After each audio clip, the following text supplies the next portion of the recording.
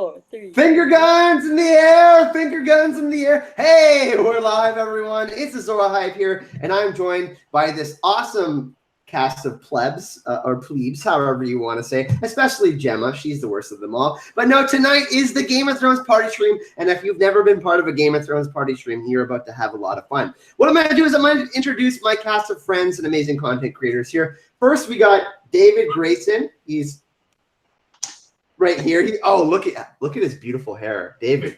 Tell us a little bit about yourself, my friend. Pretty beautiful hair. What's up, everybody? Thanks for having me here. I have a YouTube channel called The Walking David, and I primarily focus on doing impressions, either pertaining to The Walking Dead or, as of late, Game of Thrones. And I also just kind of dabble in being guests on other people's channels. So you can check out mine for Game of... Really unprofessional ones like this one. Yeah, very unprofessional. Oh, damn. Thanks, dude. If there's a Google in the corner, I'm there. But this is David, everyone. If you haven't checked out his channel, my God, go check out at least the Littlefinger video when he's talking about donuts. Come on, dude. Badass. But we'll go check out. We'll make sure all the links are there in the description of the video. Obviously, they're not there right now because I'm unprofessional. I took a little page out of Gemma's book, but we will fix that for you. Thanks, David, for joining us tonight. We have Simon. Simon's actually right beside me. You can see my hand, everyone. Simon. Simon's right beside me. We got the stupid. Oh wait, what the fuck? What's up, guys? I'm here. As you can see. Is that it? Well, that's Simon Blaze Manga, everyone. And we're here. He's in Houston. He's going to be popping in. He's also doing some art and stuff right now. So he'll be back and forth giving his hot take and whatnot. But that's who I'm staying with right now, is Simon Blaze Manga. Of course, if you've seen the art on the Azor Hype channel, Blaze Manga makes it. Simon's a big part of that. We also have PJ. We have PJ. And PJ is actually with John, one of the members of the top patrons on my channel, and they're also patrons of other amazing content creators. But PJ, this is your first ever live stream. Yes, it is. I'm so excited. Thanks for letting me be here. So you may know her in the chat as PJ of Ice and Fire. She's here with us tonight to kick it and talk some Thrones. And then we have John. We have John St. Baptiste. Hello, friends, both old and new. John St. Baptiste. Except tonight I'm John R.R. Roland. Tolkien. John's the best looking one out of all of us. I at least best dressed, anyways. I know people are going to say my Papa Tolkien jacket. But he's best. We're giving the award to best dressed to John tonight. And then we have Helen. Hey, I brought myself into this stream tonight. Welcome. So Helen was complaining that I didn't invite her, where she automatically gets an invite. Because if it's a party stream, it's not a party without Helen. And then we have Gemma, and we're about to go. We're going to talk about some. We got Gemma. Hi, everybody. Yeah, this is going to be absolute carnage. Somebody just in the chat a minute ago, it's going so fast already. I missed who it was. Apologies. But somebody said it's the 7. I wonder which aspect of the faith each of us represents right now. That would be interesting for you to let us know in the comments who we all are if we are the 7. I'm pretty sure that Gemma is the stranger because she's about to kill me. We are actually going to have another guest, and all of you know her. She's awesome. I just sent her a link, so we're going to actually be 8. We might have more.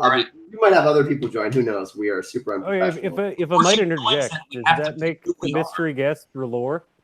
Say that again. If I might interject, does that make the mystery guest R'hllor? Carol Brown is quite awesome. That's who's going to be joining us.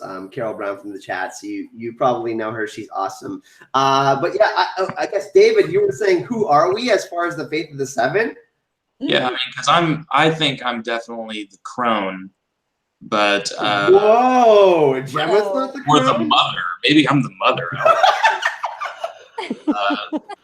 I'm excited to see where this goes. I'm gonna sit back on this one and let you guys figure it out because So David has okay. Gemma, who are you then? The Faith of the Seven. Apparently, I am the mother, the stranger, and the crone, according to the chat. Cheers, guys. I think Simon is the Smith because he's like Gendry size. He's kind of jacked. He's like he's a builder. He draws and he makes content. Simon is very much like Gendry. He's built like part of our brand here on Azor Hype. So I guess Simon could be the Smith. Does that make sense, everyone? We're the same size. Yeah, Too. that was my thought originally. You're not the same. I'm taller than you, Simon. That's a lie. Get in. Simon, get in here. Yes. This is Simon. So Simon is the Simon the Smith or Probably. Yeah. you're not the father. You're not my father. Definitely not. No, I think it could be Smith. You think Simon could be the Smith? You're not my father. Okay. Who is PJ then? I'm the crone. You're the I'm crone? the oldest one. I'm the oldest one. Oh damn.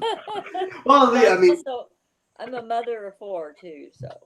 okay. So actually, then that would make you the mother. Then I think we could put PJ and Carol are the mother together. I think because they're so loving and. Oh. Hey, I'm the mother of 19 children. Whoa.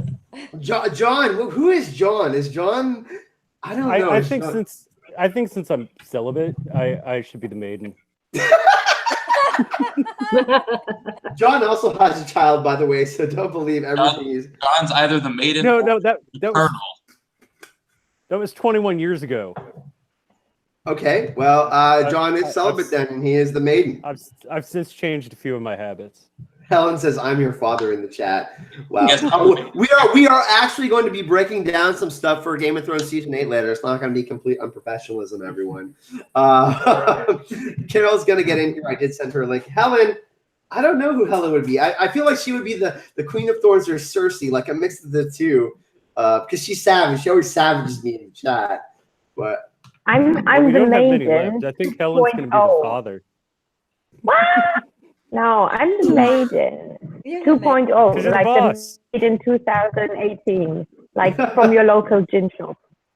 Hello, really? people. Oh damn, Carol just made an appearance. Yes, Oh my ma'am. god, we love you, Carol. It's been a minute, huh? Yes, it Here comes the Lord. She's has. going to burn the 7. Man, she came in straight Rosie the Riveter on that. So everybody, introducing Carol Brown, Misa, mother of Hype. Mother of Hype. She's not my actual mother, but she could be because she's awesome. Valar Morghulis. Valadaharis. Valadohairis. But this is Carol Brown, everyone. You know her from the chat. Big supporter of the Smokescreen channel and James and other content creators in the community. Of course, we got to hang out with her at Con of Thrones. We were actually just talking about who, out of the Faith of the Seven, who you would be. Hmm. But since you joined last, John suggested that you're Lore, the Lord of Light. Oh, I'll take that. I'll take that. Thank you, John. Absolutely, sister. So, I will claim that. so we are gonna have some Well, content. because you're gonna burn all of us. So that means I get to burn them all, or I get to smite people who annoy me. Exactly. So we now have 8 today. Love it. Kimberly It's a hell of a G. gig. Kimberly G in the chat has just said the chat has now made the 8. Woohoo. You don't want to keep on saying that. So today I got my Torment and Chill shirt on the way. By the way, everyone, today I'm just gonna. Oh yeah, Torment and Chill. Look at your older brother, Kyle. You guys look alike. But what I do want to start off with an actual less shenanigan. We're gonna get into some shenanigans after, but there's been a little bit of Game of Thrones season 8 news, and it's a little bit of a spoiler. So Jamie La la Lannister, la la la la. No. but what I want to ask everyone is Jamie Lannister going to be in 4 or 6 episodes next year? So do we think that Jamie Lannister could possibly survive Game of Thrones and the Song of Ice and Fire? And I'm going to ask you first, David. Is that a possibility that Jamie does survive the story? He sat on the Iron Throne before. It could have happened again. The way from a filmmaking perspective, I don't think he can, just because of the fact that this big redemption arc that he's been on has kind of been putting him in the direction of, you know, winning people over, kind of showing him in a better light. But I have a feeling right around the time that he does that, he's going to die, and then people are going to appreciate him after he's gone better than they did when he was alive. So looking through the white book, obviously he doesn't like what he sees. Gemma, thank you, David, for that. Do you think the same thing? On the same lines? No.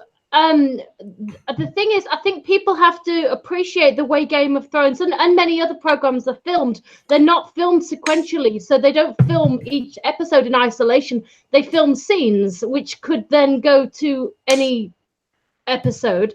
So I don't think it really tells us. I don't see how it can tell us how many episodes he will or won't be in, because it's just not filmed that way. And by the way, AU in the chat, I'll send you a link. We'll make it 9 if you want to join, if you're free. Love you, my man.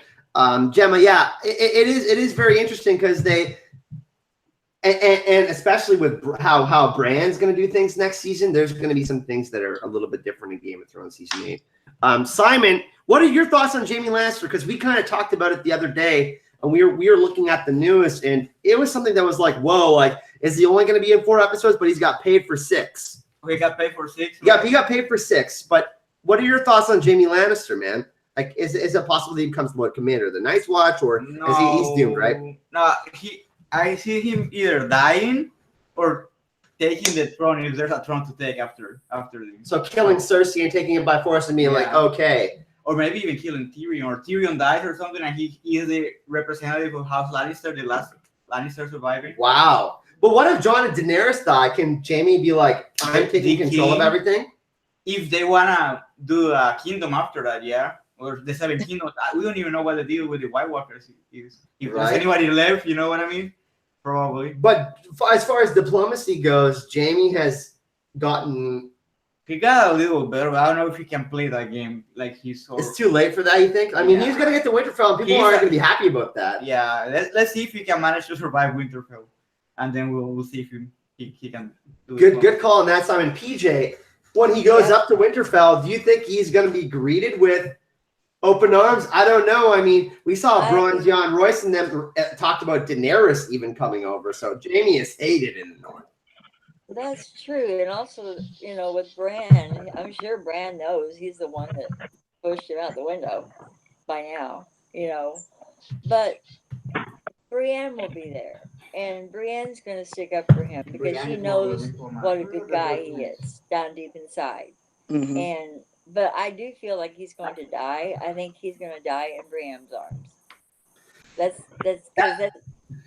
you know, he's going to do something great, you know, to redeem himself in front of everybody, like maybe sacrifice himself. But I do think he's going to die, and I'm hoping he dies in Brienne's arms.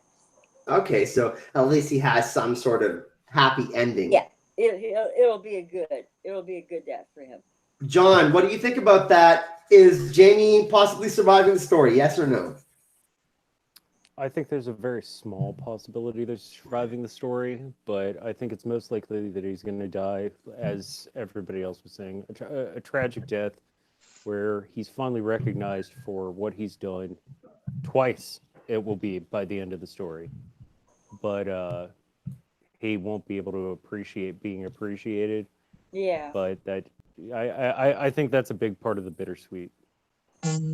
I think it's like, yeah, you're recognized for the great things you did, but peace out. Who writes in the White Book? Like, is it only knights write in the White Book, or is there one specific person?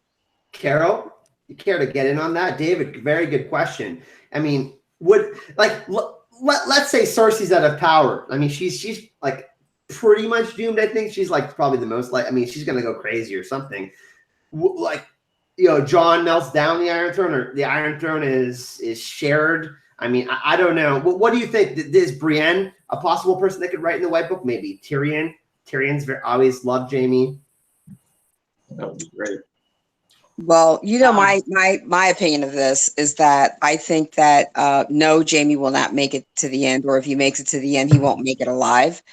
I think that Tyrion and Brienne share one particular thing, is that the two of them are the only two who know Jamie's true story, that he's an unsung hero because he saved King's Landing once before. I think Jamie will fulfill the prophecy, and he is going to have to deal with his crazy sister, because I'm sorry, Cersei needs to beat down and Jamie needs to do it.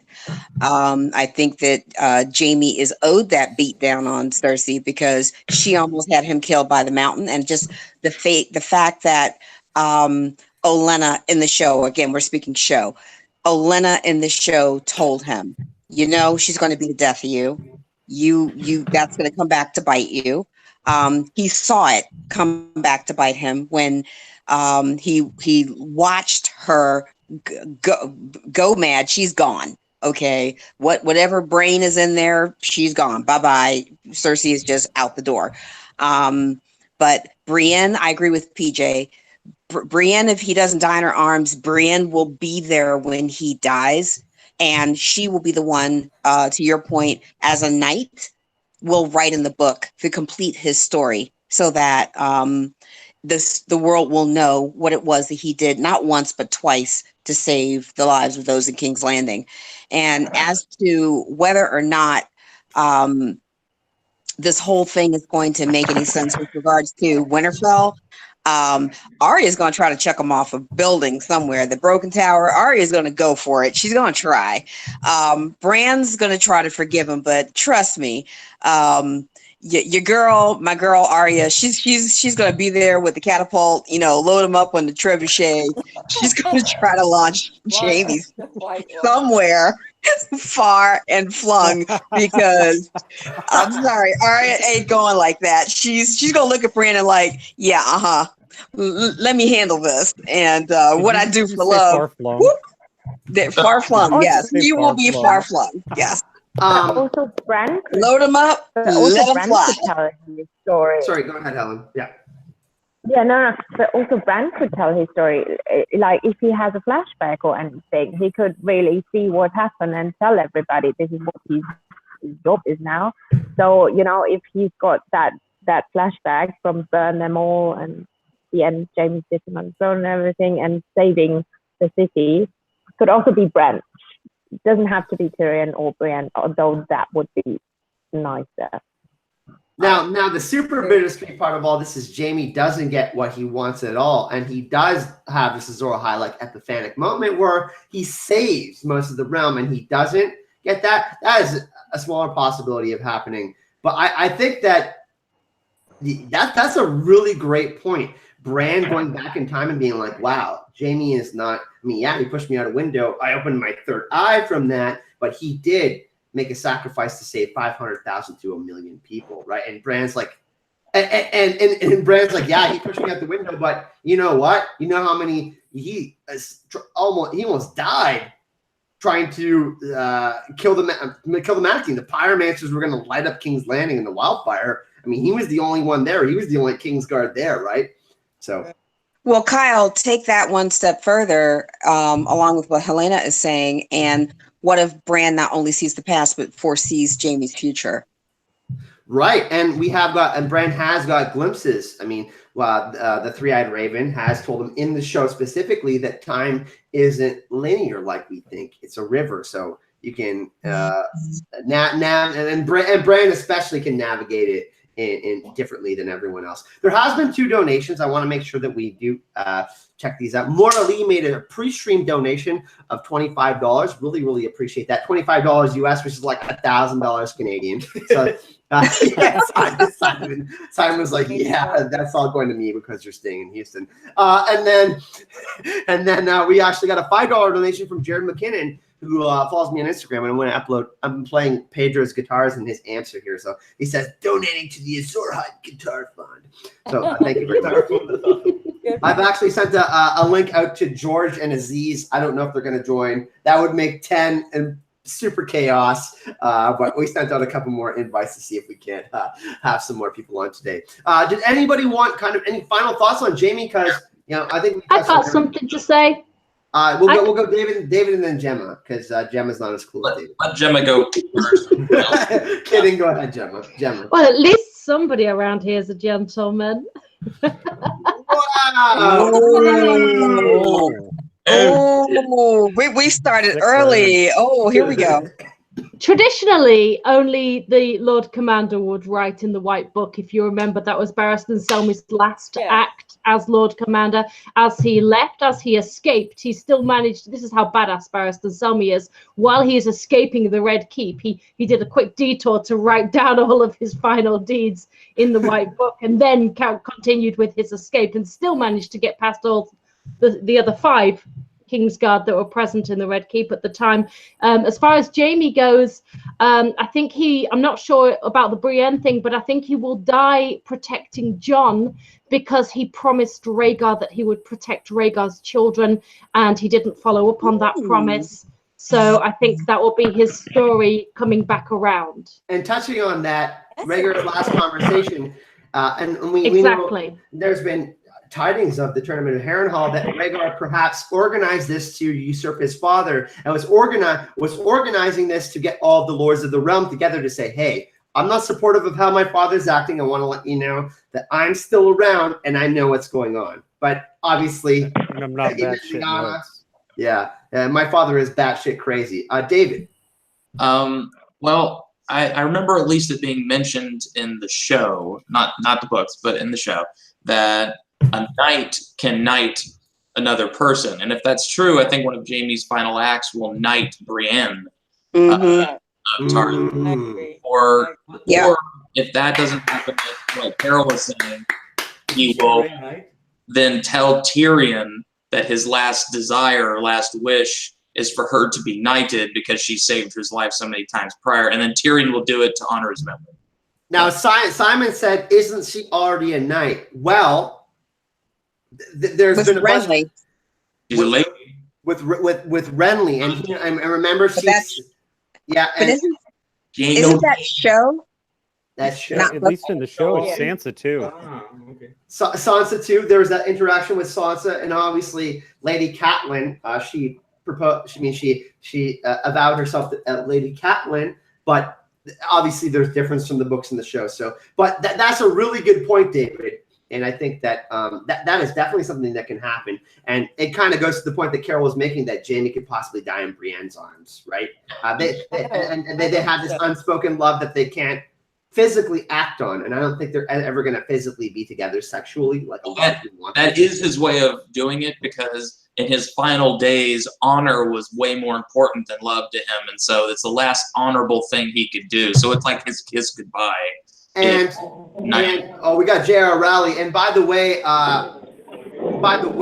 we do know that Jaime, when he was in the bathtub at Harrenhal, he completely let himself out right in front of Brienne. She knows exactly. I mean, he knows the story, right? And he was trying to shed that Kingslayer label, saying, "I'm Jaime Lannister, not the Kingslayer." That's a really important interaction that we have to remember. Gemma, did you have any final thoughts? Well, JR, actually, we should get JR. JR, by the way, everyone, JR Rowley, you guys know him. He was on the stream with me yesterday. He's writing for Channel Marvelous, part of Team Azor Hype. JR, nice to see you, man. Good to see you all too. Thank you for having me. Let's get your thoughts on Jaime Lannister. We kind of talked about this a little bit yesterday. I got the panel's thoughts. Is there any chance he survives? We kind of got the lawsuit thing we talked about yesterday, but the White Book, does Jaime get the ending? Like, does he get a happy ending? Does he survive? Or is that just like not happening? Jaime doesn't survive because he has to die in Brienne's arms. And he just popped in, and we were literally just talking about that, right? So, nice. Smart man. So we're kind of all on the same page on that one. Before we move on to another subject, does anybody want final thoughts on Jaime Lannister?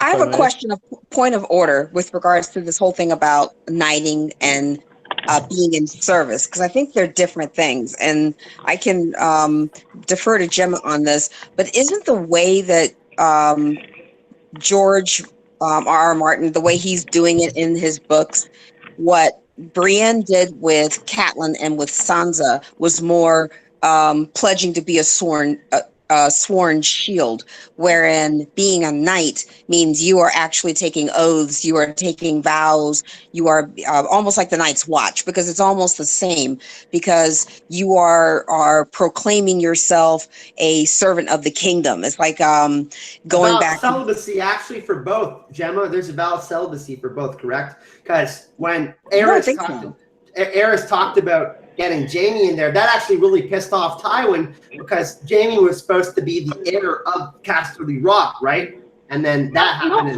Not for all knights. Those serving in the Night's Watch and in the Kingsguard, yeah. Like the Gold Cloaks don't have a vow of celibacy, and like Dunk was a hedge knight. Well, I don't want to give away spoilers on that one because that's a pretty major one, so I'll keep my mouth shut. But Dunk was certainly not celibate, let's say. So yeah, I think it depends on what specific order you're in. But Carol, in answer to your estimation, there you spot on basically. Well, sorry. No, don't, David. Go ham. Well, I was just going to say that. Once again, just going with how the show has presented the information, you know, the men of the Night's Watch were just like the Knights of the Realm are supposed to they don't have a vow of celibacy. It's a vow of not having children and not being a father or having any lands and titles. Yes. So they're allowed to sleep with people, but most likely they would just be bastards, I guess. To me, that is celibacy. That actually hurts. This, you know what I mean? Well, so that's celibacy to me. One hurts more than the other. Yes. It's habit forming. Really. Yeah. John, The complications out of your life. Oh, you know, I want to give out points right now. So far, Carol's been killing it. I'm going to give Carol 2 points so far, and I'm gonna give 1 to John for best dress. Carol came in late and has been killing it. 1 to John. I don't know what this point system means, but we're having some sort of points. It's going to mean something later on. I can buy some. Sorry, the Daddy Tolkien jacket had to come off. It was just too hot. Okay, so Jaime Lannister, we've chatted quite a bit about Jaime Lannister here. Does anybody on the panel have a subject that they would like to bring up, or have they seen anything in the chat that has kind of stuck out to them? We're going to be really open today on this live stream. Of course, we want the live chat, you guys, to obviously have questions and any subjects that you guys want us to talk about. There's like 9 of us here right now. There might be a 10th soon. So we want to make sure that we're talking about stuff that you guys like. Anybody on the panel have the children in the corner? What? The children in the corner. JR, I can hear stuff in the background. Just make a note of that. Just turn it down just a little bit. Sorry, say that again, John. The children in the corner. What's that mean? Children of the forest. The children in the corner, like the elephant in the corner. Okay, so let's say for a second I thought that was something I didn't know about. So propose a question.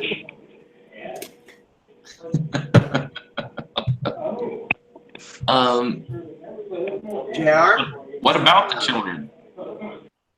Are there any left? It's show wise. Are we seeing any more children of the forest in the show? Is what you're asking, John? Yeah. Are we going to see any more in the show, and are they going to survive in the books? I think we'll see him in the show. Let's go with PJ. Let's start with PJ. Let's start with PJ. All right. I think they'll be in the show because I think this whole thing with the White Walkers is going to end or I guess progress to the God's Eye. And I believe that in the area of the God's Eye, there are still children there. And they're part of the same Weirwood connection that Bran's with. You know, the Three-Eyed Raven is with. And I think, I'm not sure where it's going to go, but I do think there will be a showdown and the children will be involved. So do you think it's possible that Bran goes to the Isle of the Faces and there's like maybe someone that's still plugged into a tree there? Yeah. I see David shaking his head. So, David's been really animated so far. I actually want to get David in on this next. Oh, like right now? No, 2 years from now. Oh, well. Oh, After the show's over, it's a lot easier to answer. Go ahead. But for me, once again, I'm thinking in terms of the storytelling and how they've already set it up. Not what the books do, which have a lot more detail, but based on what the show is showing, it is, I think it would be honestly kind of bad storytelling to have them come back, unless if it is, because here's the thing. The final shot that you see of the children is when that one is sacrificing herself and blowing herself up. And I think that was because that was supposed to represent how like much of a sacrifice that really was. If there were a lot more of them and they were going to live on, then it wouldn't be as powerful of a sacrifice to save Bran, who they also know is way more special in the long run than they are. But however, I think that you might see something similar to history where it comes full circle and you see maybe that there are more children of the forest, but they're only talked about kind of as background, like, yes, the children will return, but we're not going to have them in our story for the rest of our little timeline here. So you think for show purposes, they aren't that important maybe? Because Bran is going to... Yeah, look, they sort of have been fulfilling their purpose even without being there this whole time anyway, because, you know, Jon takes Dany into a cave and just goes like, the children of the forest.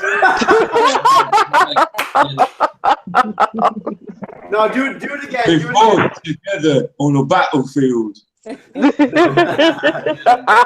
They stare. He like points at a drawing and he goes, "There, the children are there." You know, like, and he's. There's been a lot of memes on that, by the way, that I really like. But I'm saying that. 10 points for Gryffindor. You know what, David, boom, boom, boom. You're in the lead. You're up to 3 points, my man. So far, you're winning. 3 pointless points. Simon actually has an interesting thought on the children of the forest. Simon, so what do you think? Because you think there's something interesting is going to happen with Bran in season 8, right? Yeah. So give us your thoughts. Well, first of all, I agree with David. I don't think we should see them for the rest of the season. Maybe on flashbacks, but I don't know if we're doing flashback this season or not. But I think they're gonna save them for the most part for the prequel.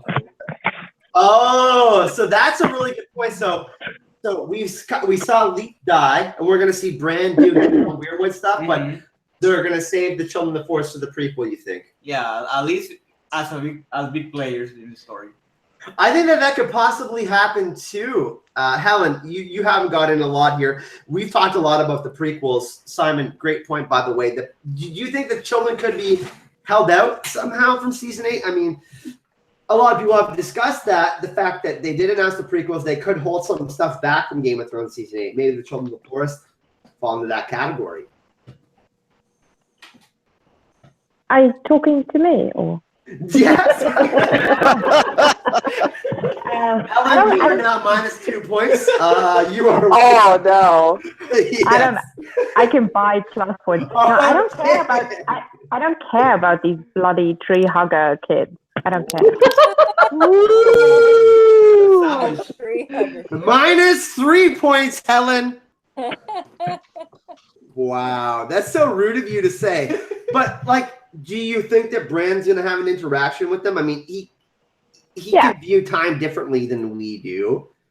He can interact with it. Does he somehow have an interaction with the children? Say when the Night King is getting the stuff in his chest, the dragon glass. Could he go back in time and maybe screw something up and chat with the children of the forest? I don't know.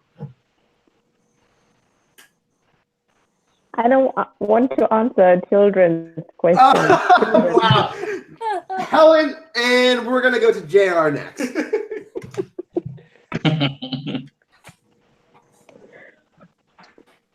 Give me Cersei questions. Oh, we're doing the fiery hand after this, and then we'll do Cersei. JR, what are your thoughts on the children of the forest, man? The children of the forest are going to play a pivotal part in the end of this. It's got to be that way. And Helen is so pissed right now. That's fine. No, there's got to be something. Oh, wait, what? Everybody's mad. No. No. We're not mad. No. We're laughing. Why are you laughing? Yeah. I'm just food up. No, your I'm not point's mad. good. Continue. What's happening? I'm so Go ahead, confused. JR. I wasn't listening for the past 30 seconds because I was grabbing a beer, but JR, continue. No, I'm trying to make sure that my network connection is actually up to speed right now. You are good. We can hear you, and you look fantastic. Oh. Yeah, I don't know about that. So Children of the Forest, does Bran interact with them in season 8? Do we see them at all? Is that something that we're going to be disappointed with in season 8? I think it could be something that we're like, I mean, for me, I want to see them. But I want them to have a part. Like it can't be all just the realms of men. Like something else is going to happen in that. Like if we don't see the Children of the Forest, if we don't see a piece of antiquity coming back to modern time for them, it'll be a little bit disappointing. yeah, I agree. I mean, I think we need to get a little bit more backstory out of them. Obviously, we want some more backstory on the Night King too. I mean, we only saw very, very little. I mean, Leaf talked about what was happening, why they are doing why they made the White Walkers, but. And by the way, David, before you go, we got Bridge 4, who's another amazing YouTuber in the chat, and King McKay that are watching right now. So thank you guys for joining us in the chat. I know I actually invited Robert tonight, and he couldn't make it in Deep Geek. But shout out to all those other amazing content creators. Oh, wait. Can I have my Robert moment? Yeah, go ahead. Uh-oh. Children of the Forest. You put on the glasses for this? It looks like Masterpiece Theater over there. And his books are a good backdrop. John, what are your thoughts? More like Mystery Science Theater 3000, but all right. There you go. Well, we interviewed them You know last they're year. talking about rebooting that? Do you know how awesome that would be? They're I love talking about that show. rebooting Mystery Science Theater 3000. I love me some Mystery Science 3000. It was great. Me and George got to hang out with them at DragonCon 2017. They were awesome. You guys saw that interview. Kyle. But John, sorry, David, then John. So David, hot take. Let's go. Well, I do want to kind of amend my answer a bit. I will say, do not. It's because of what you said. I agree that we definitely need ever so slightly in regards to the Night King. If there is more to it at all than shoving a shard of dragon glass in the dude's chest, then we need to know more of that backstory. However, we don't need new characters introduced that are children of the forest. Okay, we don't need midgets coming in going like, it didn't used to be cold and now it is. Does that mean we don't get Todrick Stark? Does that mean we do not get Todrick Stark? Oh my God! Are you gonna Oh my God! Triggered. You guys know I get. I mean, a Sharadane podcast the other day. Did you guys see how triggered I got?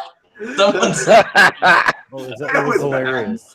Children of the Forest are the new Ashera 2.0, hugging a star. It's really interesting. It's really interesting to hear everyone's answers, though, because I think that George has put red herrings in the books, and there's going to be things that we're going to be like, oh, he hasn't expanded on, and I think people need to expect that to happen. Gemma, you are very good at writing. You understand the process of that. We talk about this all the time. Me and Gemma chat privately every day, pretty much, and we talk about our love for literature and movies. And nothing's rubbing off because it's Gemma and I.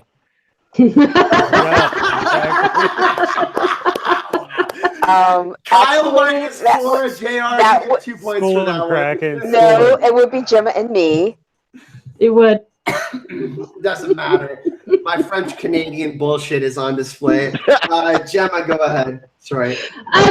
Basically, if we do see the Children of the Forest, and I'm talking about the show here, if we see them, it will be in flashback form only, just to tie up those ends. I can't see us having new Children of the Forest, nor do I want to see them for all of the reasons that David so succinctly laid out for us earlier on. It just narratively, it just wouldn't make sense to just suddenly introduce a whole new set of Children of the Forest. Books, as we know, potentially very different. I think in the books it's quite possible that they're all over the place. Yeah, we don't need new kids on the block. We're good.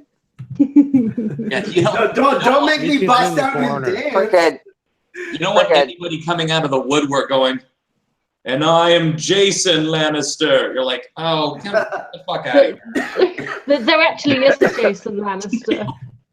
Oh, There Gemma, fuck I off. also with that claim radio. the salt throne.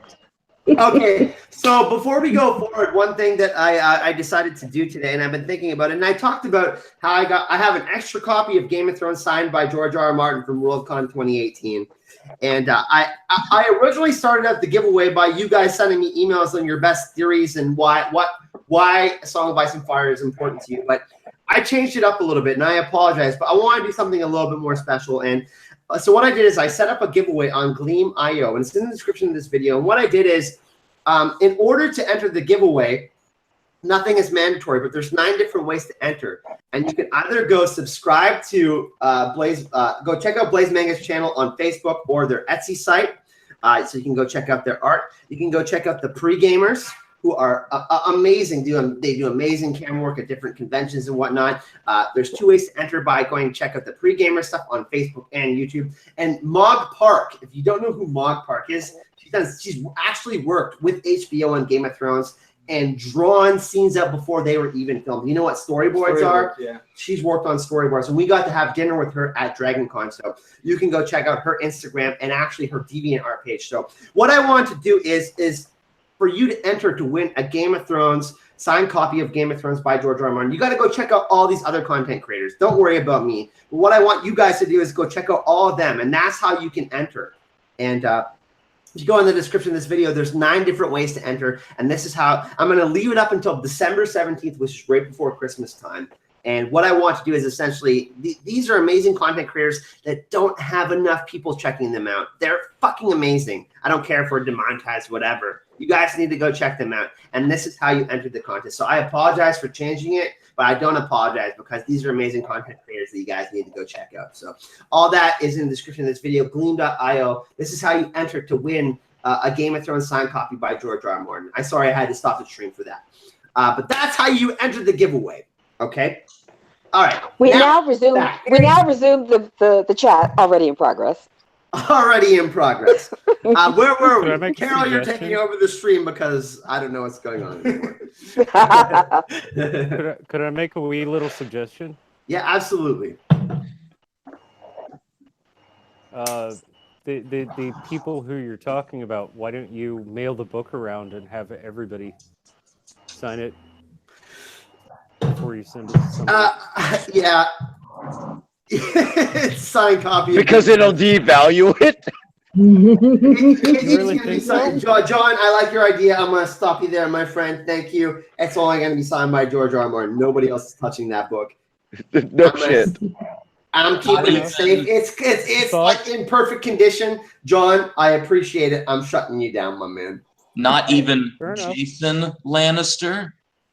I appreciate the I don't idea. always have John, good thoughts. I Jethro just always have Lannister. thoughts. but anyways, that's how you enter, everyone. So there's 9 different ways to enter. You can check it out. The link is in the description of this video. It's easy to find. I think it's a really nice thing to do, Kyle.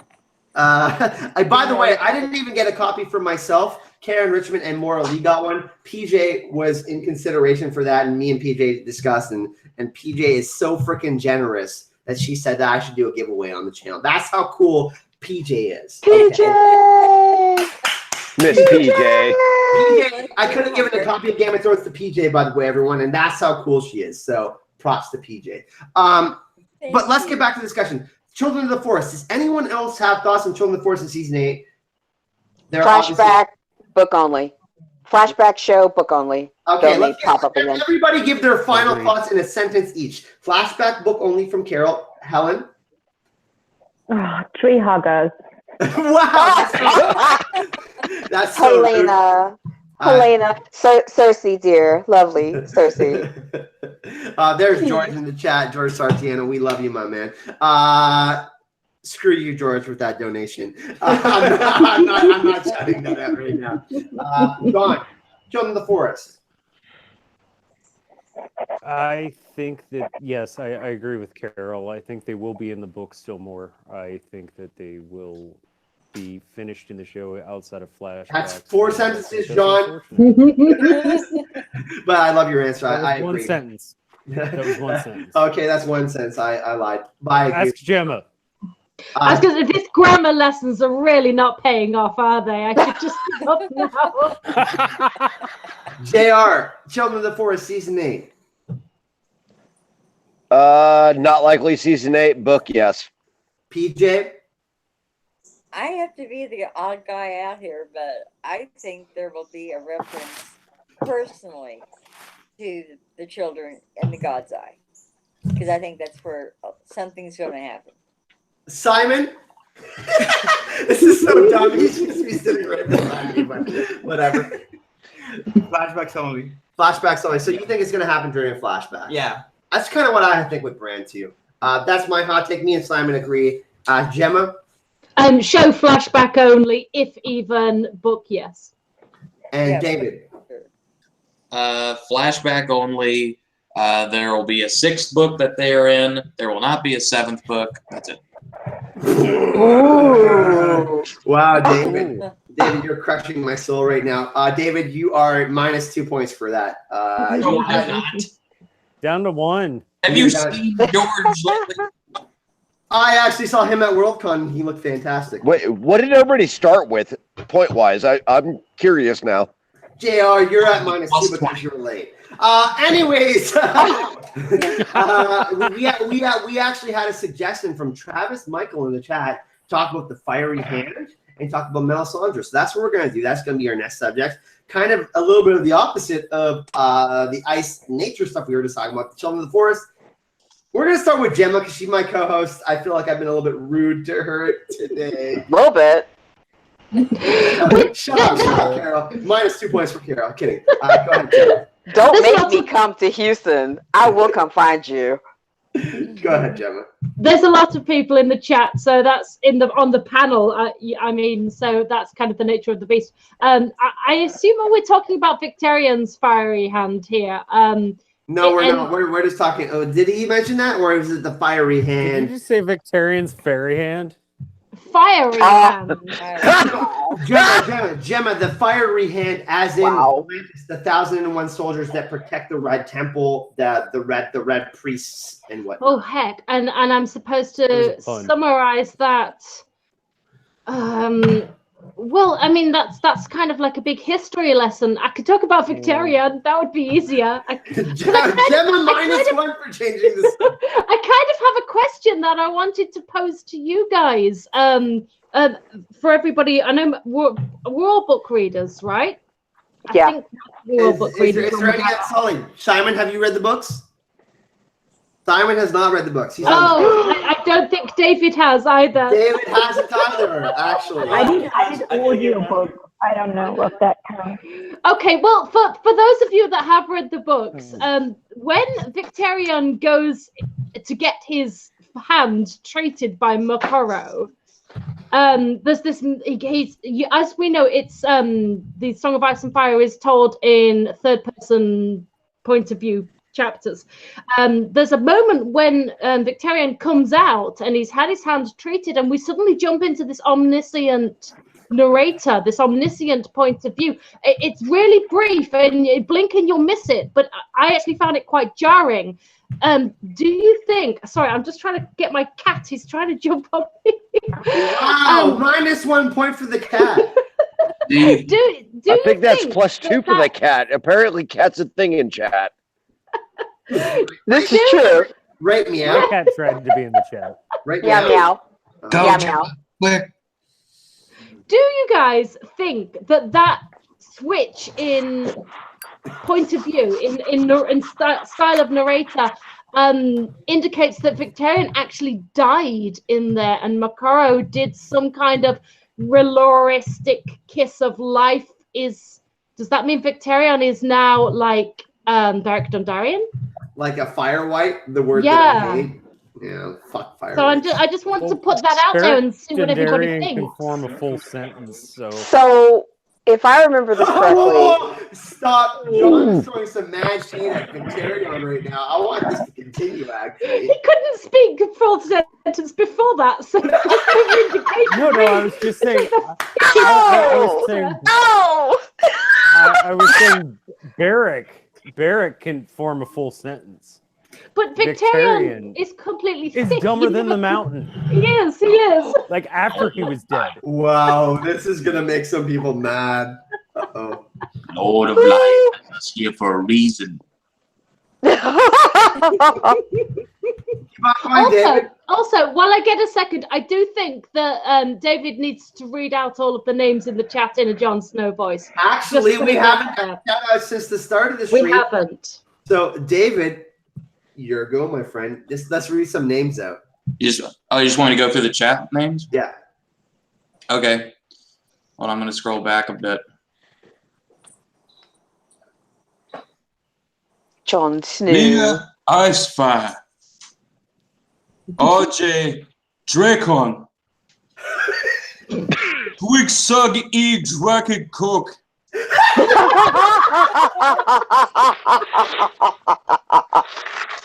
Hannibal O'Neill. Oh my god. AU Pacquiao.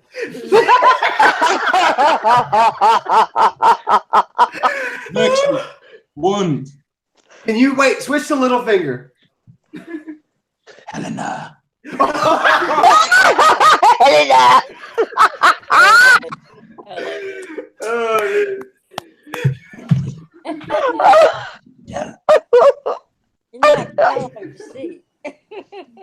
Helena again. Plus 10 points for David. He's crushing everyone right now. I'll do Tormund for you, Kyle. Look, everybody, look at my Tormund and Chill shirt. Kyle just cummed his pants. That See, you beat me to that, John. Prissy of Old Stones. Look at him. George Sartoriano. Wait.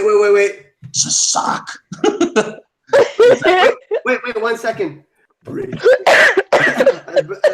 Kevin from Bridge 4, I don't actually mean this.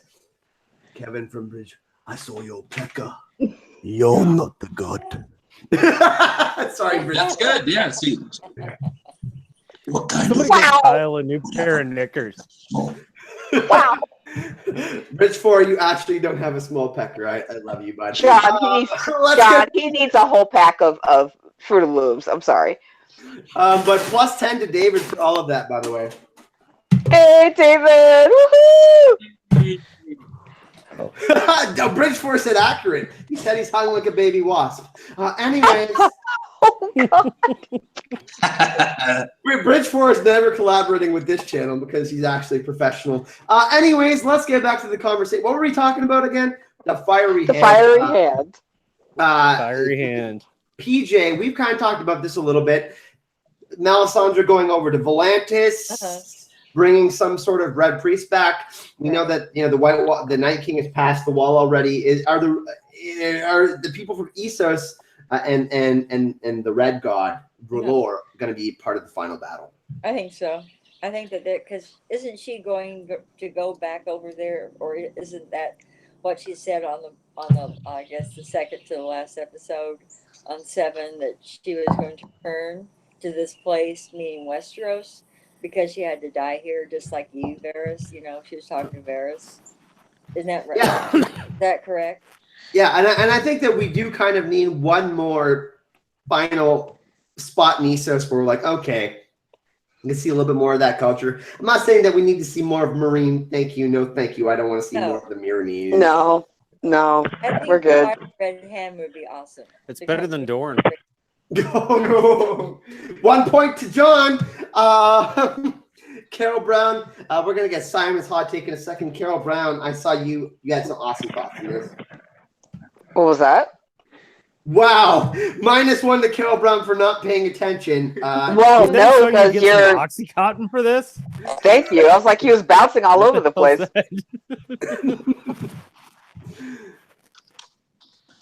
Carol, Go do you ahead. think you think the fiery hand, the 1,001 soldiers, is there gonna be a red priest army that comes over from Essos? I think that Melisandre has several things that she needs to do to reconcile and to make amends for the mess that she made. If they bring over the fiery hand to counteract the gold cloaks or the gold company, whatever, that's great. Let them fight amongst themselves. But I think one, in the show, they don't have enough time to get into all of that. Two, I think that Melisandre is going to come over so that she can exercise the nuclear option to level the field.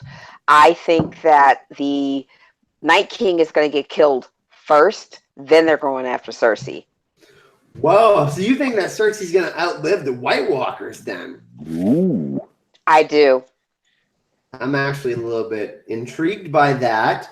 Helen, what do you think about that? I know that you love Carice. You're an European, and we've talked about Carice before.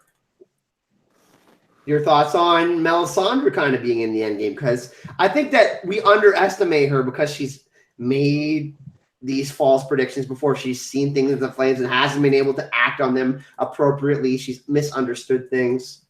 Yeah, no, I definitely think it was me telling you, like, I follow some German YouTubers, and they had that theory like 3 years ago or something, that the fiery hand is coming. We're in the show only. We're talking show only with Melisandre to help out in the wars to come, in the end war. And I'm not sure if I still believe it, but because it would be another party coming in the last season, which wouldn't make any sense right now. But I love that theory. She's gone. Where, we don't know at the moment. So maybe she's pulling a little finger, like coming on in last minute with a fiery hand. I love that theory. And I think I don't know if she'll survive, but she'll definitely be there till last. She seems pretty old. 5th episode. She's not going to survive. I think Davos is going to kill her, and he earned that death. Davos Carol, is going thank to you. kill her. Davos. Okay. Yeah. Davos is okay. You're already demonetized, so I'm going to say this. So forgive me for being very rude. He's going to bitch slap that hoe down to the flow, okay? Because she has it coming. She has it coming. Straight in the chest is where it goes best. I'm just saying, she's going to reconcile some crap. Okay, Well, I don't think it's going to be in the chest. I think it's going to be somewhere else. Simon, just saying. Especially because it's HBO. Simon is one of your favorite characters. She's got. I love Mel, but Mel in the show gotta go. So Simon says she's 100% dead. I'm interested to hear why. Because she said so. That's the only reason why. Because she needs to die. I agree with her theory that Davos might kill her too. That would be a sweet revenge. I know. Like multiple Azor Ahai moments happening where people have to kill someone that has affected them in a negative way. Like Melisandre has affected Davos' life because he was very close to Shireen. Mm-hmm. So that's the reason why you think she's got to die? Or maybe she will die by saving Davos somehow. That would make a little bit. Okay, let's pull that thread. Let's pull that thread. I don't think she's going to try to save Davos. I think she's going to come for Jon. And I think that the reason why I think the Night King's going to die first is because Mel's going to come back to reconcile this whole thing with Viserion and the White King. Oh, Viserion, okay. Because again, something with regards to her being able to call the dragons. That whole thing in the book that's going to somehow they're going to touch on it, but she's going to come back. She's going to tip that over. That's going to get resolved. Got his hand up. Shit. How she's going to die is Davos is going to kill her because she needs to go and Davos needs to do it. By the way, Carol, I knew I loved you for a reason.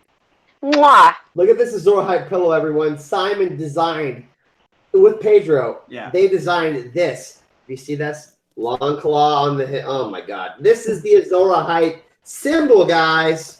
Waste manga. And And the thing is, guys, you know, like all the PJ has one too. Sorry, go ahead, Helen.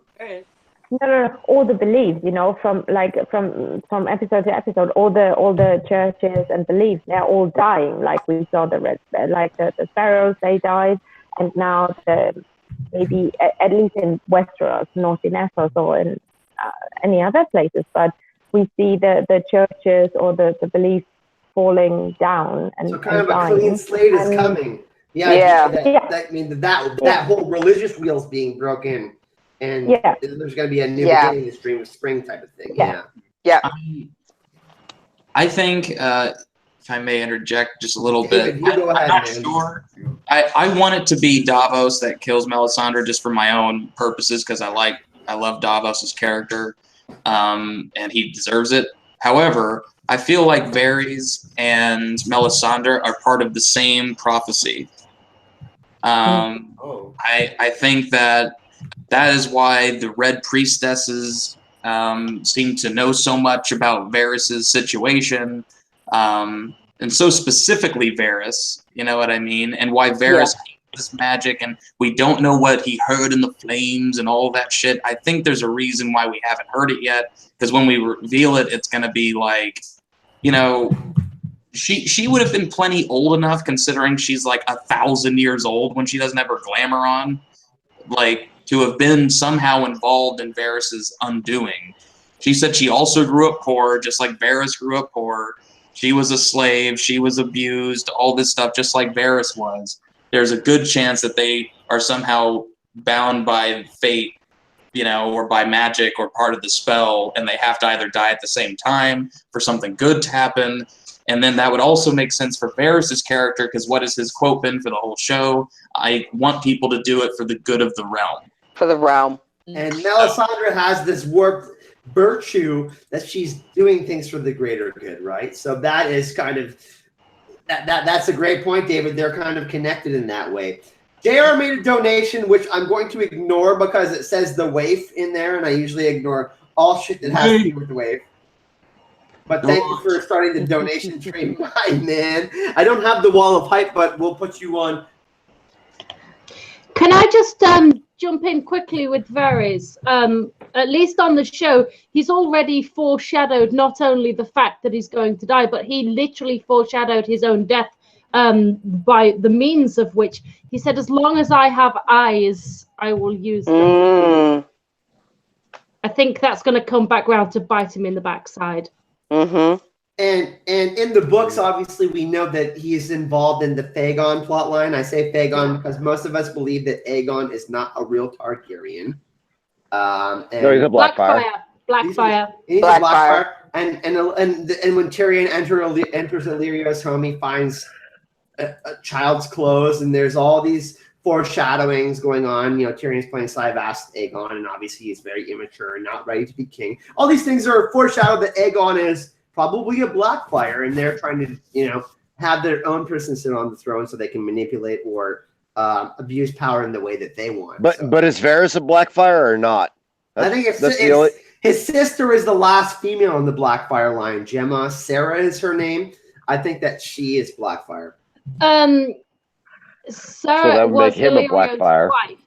Sarah was Illyrio's wife, who is theorized to be the last Blackfire. But then the theory goes on to suggest that she could have been Varys' sister, which was why Illyrio and Varys were so close in the first place. But it's all speculation. We don't know. Big Jesus in the house. Wow, we have 10 people on a panel. We've never done this before. And it's We already had R'hllor. Now we have the Drowned God. Oh, damn. George is the Drowned God? Pretty hardcore. What's going on, George?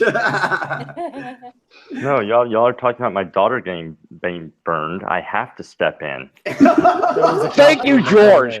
God. That was an absolute compliment, by the way, George. I am the #1 Stannis cosplayer in the world. By the way, George at DragonCon, I don't know if you guys have checked out the pictures, but he's holding a #1 dad mug. That's hilarious. That's pretty He had that kind of throws too. George, hilarious. Do you do a Stannis voice when you do your cosplay? No one wants to talk to me, so I don't even know.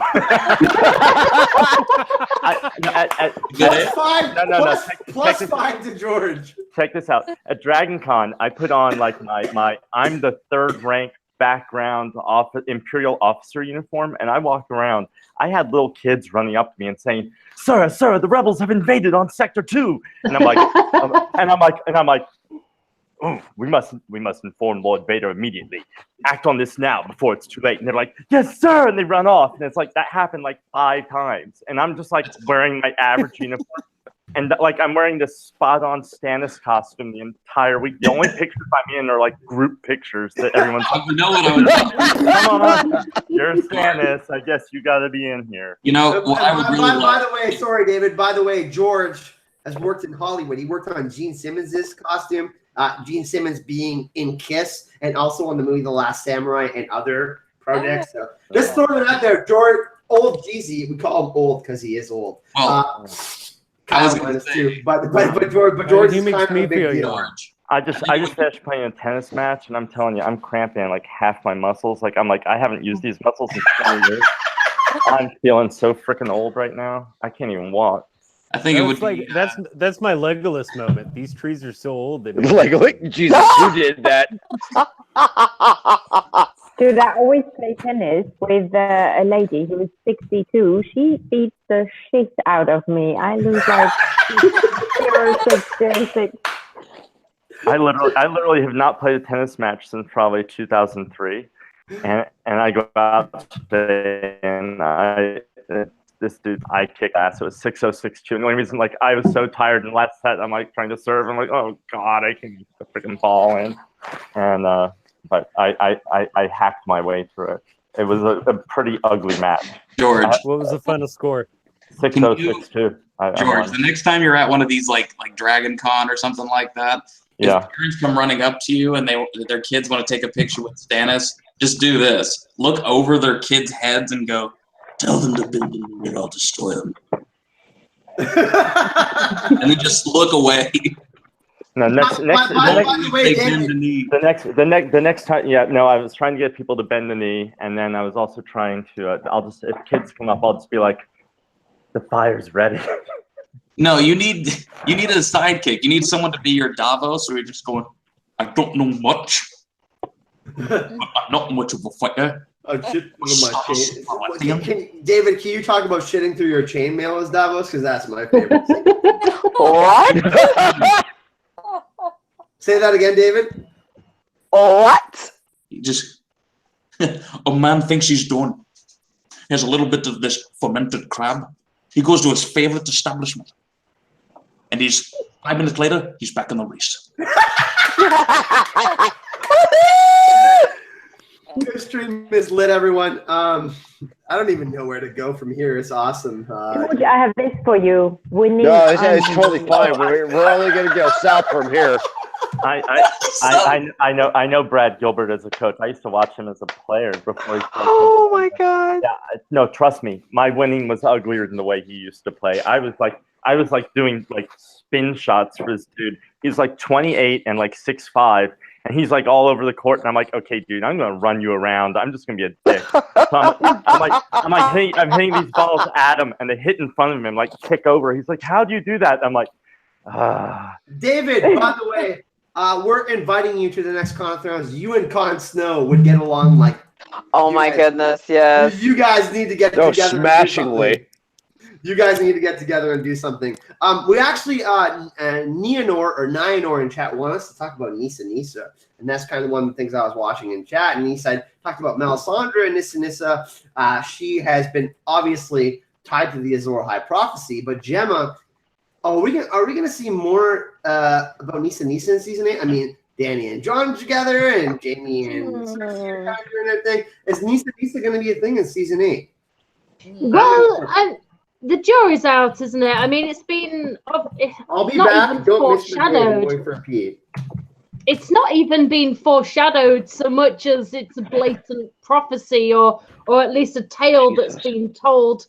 Yeah, we might see some kind of sacrifice. The thing is, like, I don't know about you guys, but the chemistry between Dan and Johnny on the show for me was about as on point as Anakin. Padme. Yeah. I was not cracking my checkbook out. Let's put it that way. Oh my god. Oh God. Yes, I agree. Yes. If John had to kill somebody to be his Nisa, I would say that he loves Arya the most. Obviously, Oh god, sister, yes. but so that would be pretty tragic. Do you think it is John? Do you think he will end up having to kill Dany or Arya or JR? You haven't spoken for a while. Yeah, probably with good reason because I'm about 6 pints in. Oh, we have to catch up. Do I think that John's gonna kill Arya to make Nisa? No. I'm still gonna back the theory that Davos is gonna plunge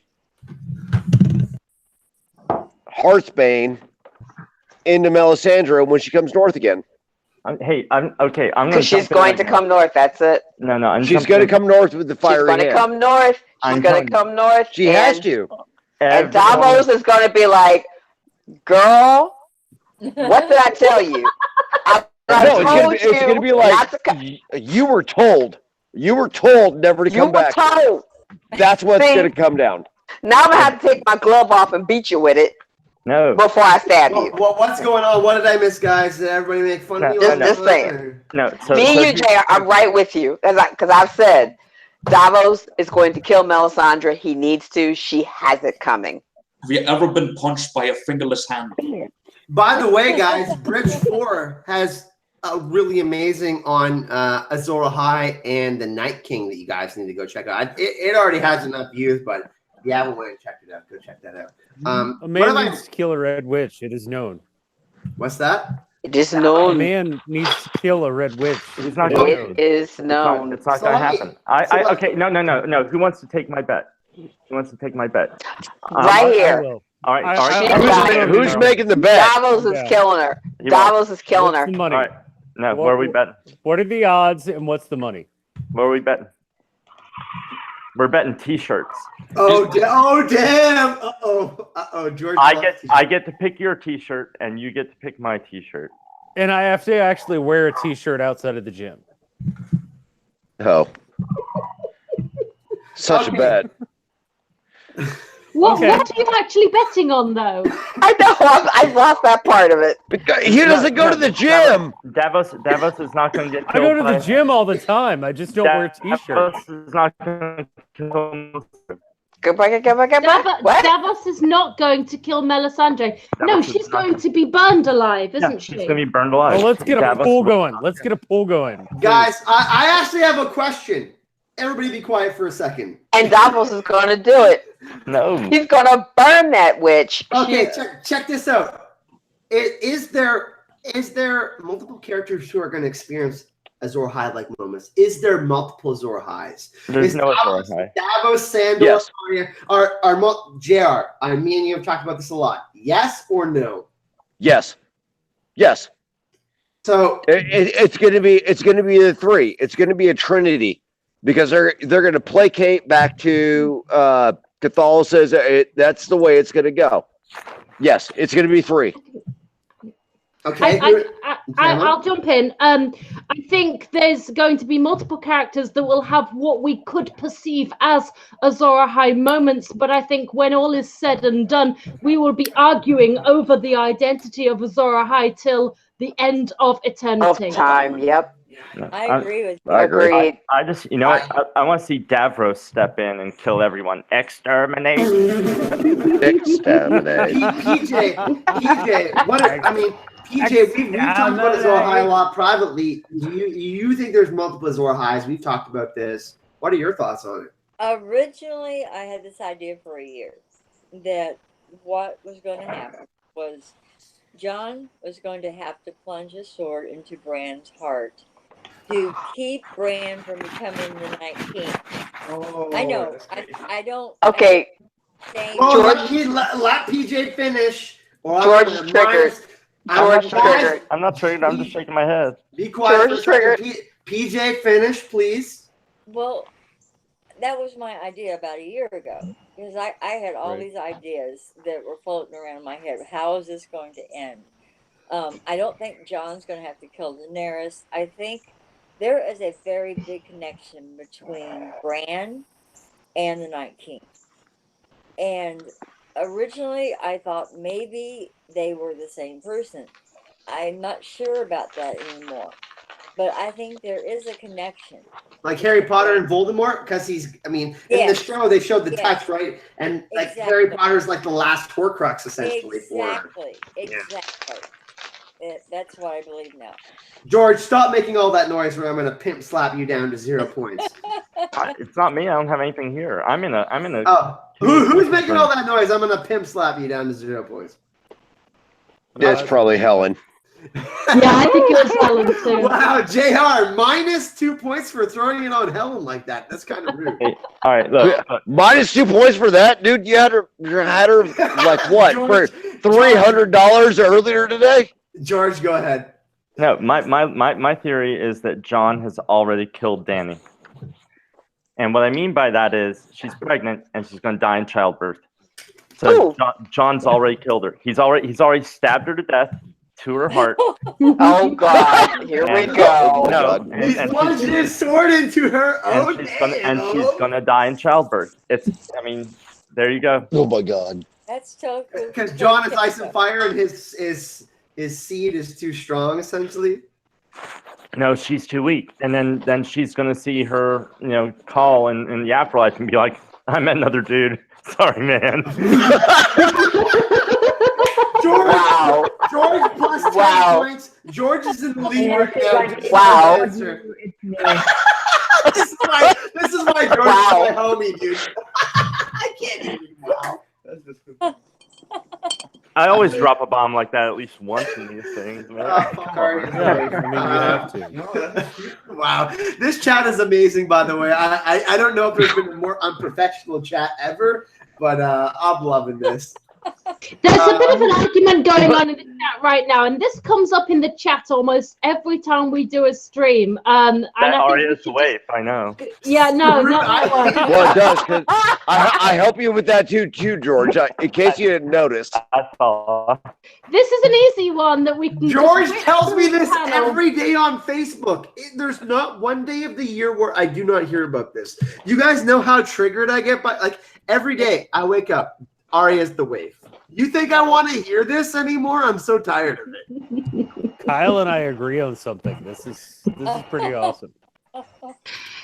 What they're asking in the chat before I was rudely interrupted.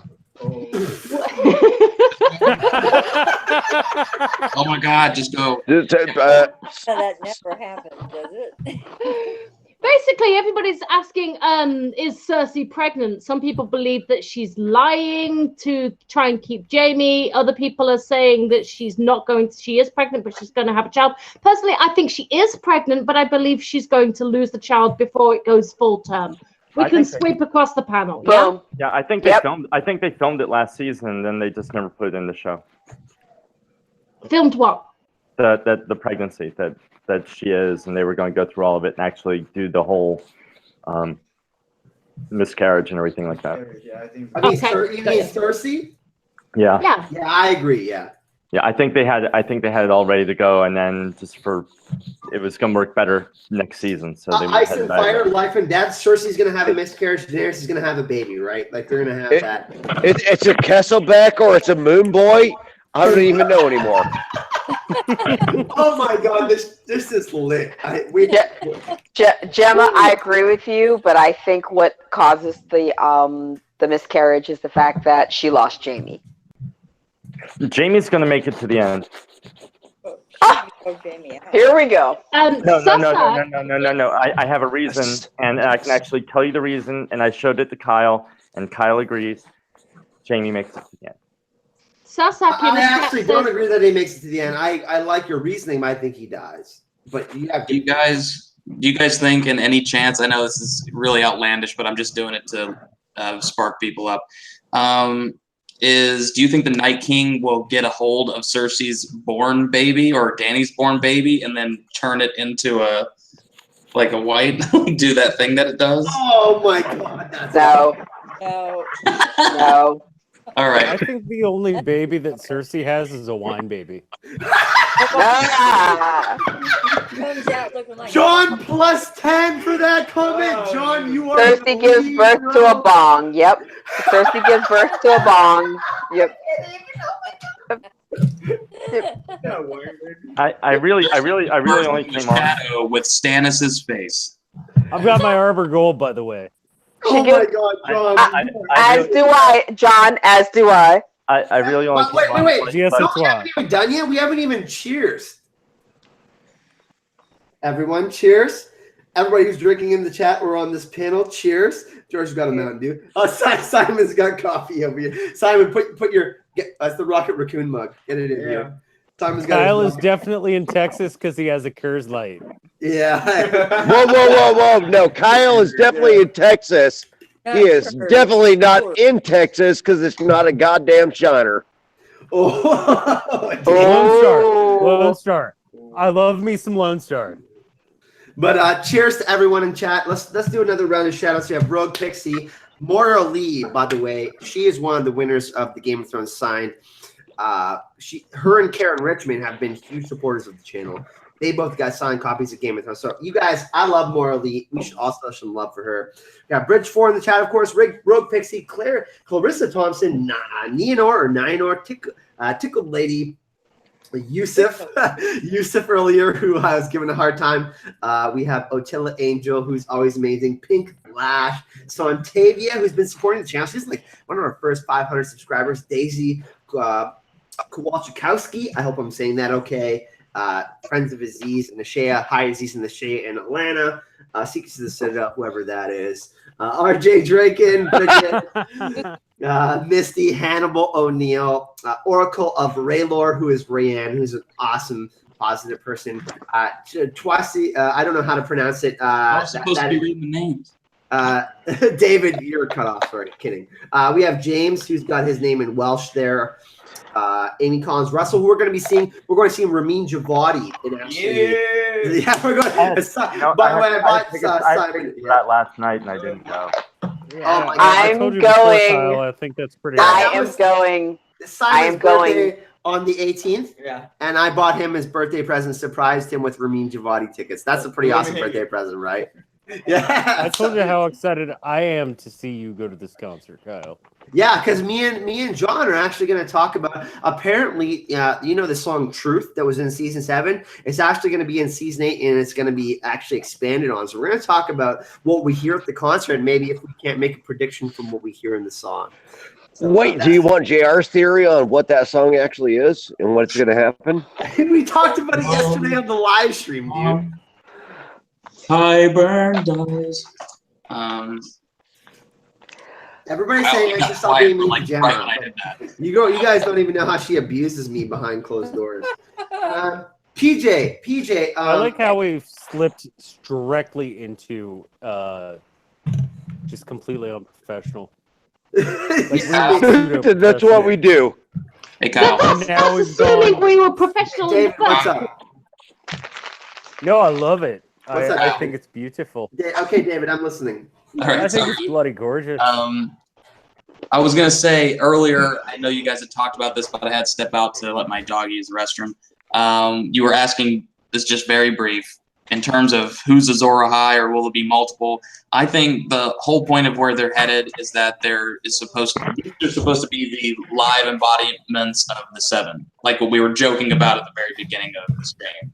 And I think that together they make Azor Ahai. But it's they each have a significant quality or part of themselves. Yeah, that they bring together that builds the iconic wheel that Dany is trying to break. Very interesting. And by the way, David hasn't read the books, and he's still giving us these like hot fire takes right now. So hot fire. Hot fire! My name is Dylan. I am the best rapper of all time. If you guys don't know what that is, That's actually Dave Chappelle. But anyways, go subscribe to David. Back to the conversation. Gemma's looking at us like, is that a cat? Yeah, that cat. It's a kitty. Helen has Hello, kitty. Helen has a pussy on her screen right now. Oh my god. Kyle. Kyle. Gemma, take over the stream. I am cut off. Minus 5 points. I think. Oh, mine is 500. Yeah. Wow, rude, Carol. I think David should do impressions of us. Oh, damn. Start Because with you always try and do an impression of me, and it's always shocking. That'd be bloody you lovely. always come in and go, "Hello, I am Gemma," and you get it completely wrong, and it sounds nothing like me. I'd like to hear someone else's take on my accent, and on the other accents in the chat. David, no pressure. On your accent. No pressure. Okay. Okay. I guess we have to start with Kyle since he's Absolutely. keeping this going. All right. So let me get the face down. We gotta do the face.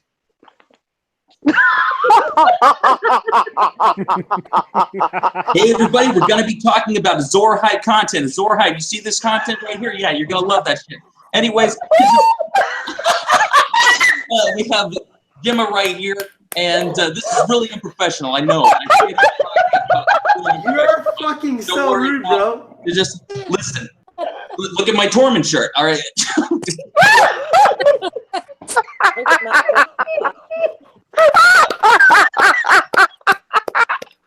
Oh, spot on. So Dave, Spot on. Well done. I think the trick to doing a good Gemma impersonation is to rap. You're fucking fired, David. I fucking hate you.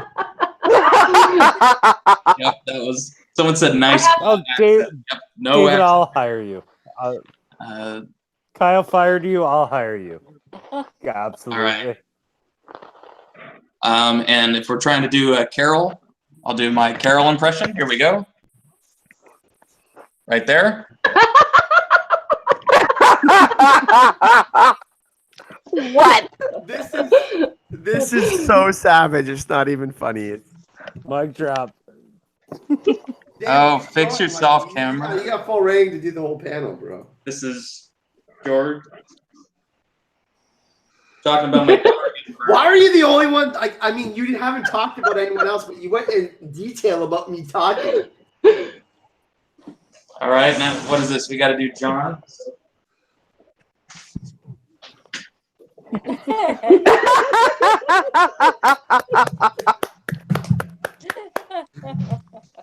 Sorry, if I had books, I would sit next to them. And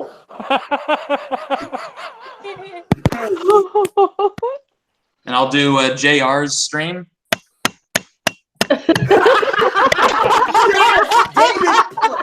David, by the way, everyone else is eliminated. David has won the stream. It doesn't matter anymore. Plus 1,000 for David, just for that one JR. Oh my god. Pam, I gotta do Pam, so she's or PJ.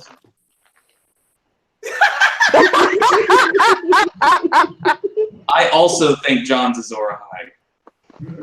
Oh my god, this is just absurd. Keep going, dude. Simon, all right, Simon. Here we go.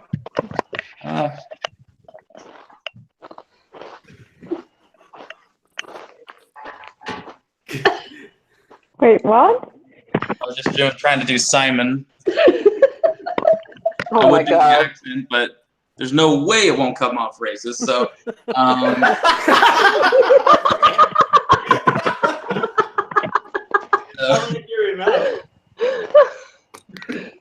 and then Gemma, just try not to do a history lesson. Oh damn! I could talk about the Blackfires when none of you read the fucking book. So.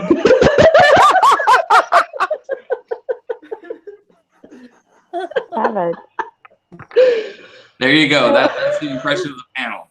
Just do me again, David, for the last time, because that was. Wait, what about me? You didn't do hello. Yeah, come on. Hey, drama. Come here, bud. Wait a second. Oh, we got a dog on the stream. I love dogs. Drama. Hey. Look, it's not a kitty. Oh, but look at the dog. it's a dog. For me, the impression of JR, that was the best one. Your impression of JR was amazing. Yes, it was absolutely. Oh wow, that's I so did sad. enjoy my impression of myself, though. I enjoyed that quite a bit. Oh, did you? I couldn't see you on the stream, so I was like, "Oh, okay, I'll just." Can you do me one last final time since I was not paying as much attention, David? All right, Oh, Kyle needs a little more attention. Yeah, a little bit.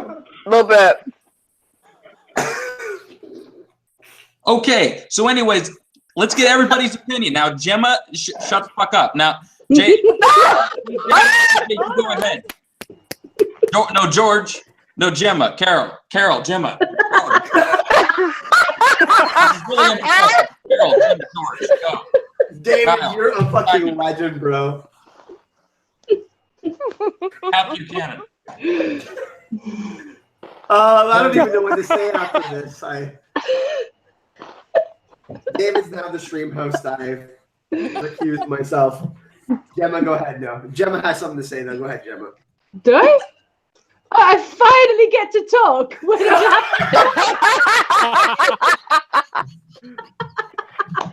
You gotta take it, Gemma. Just take it. I'm far too polite and British, but the mug says, don't make me use my teacher voice. So, you have been warned.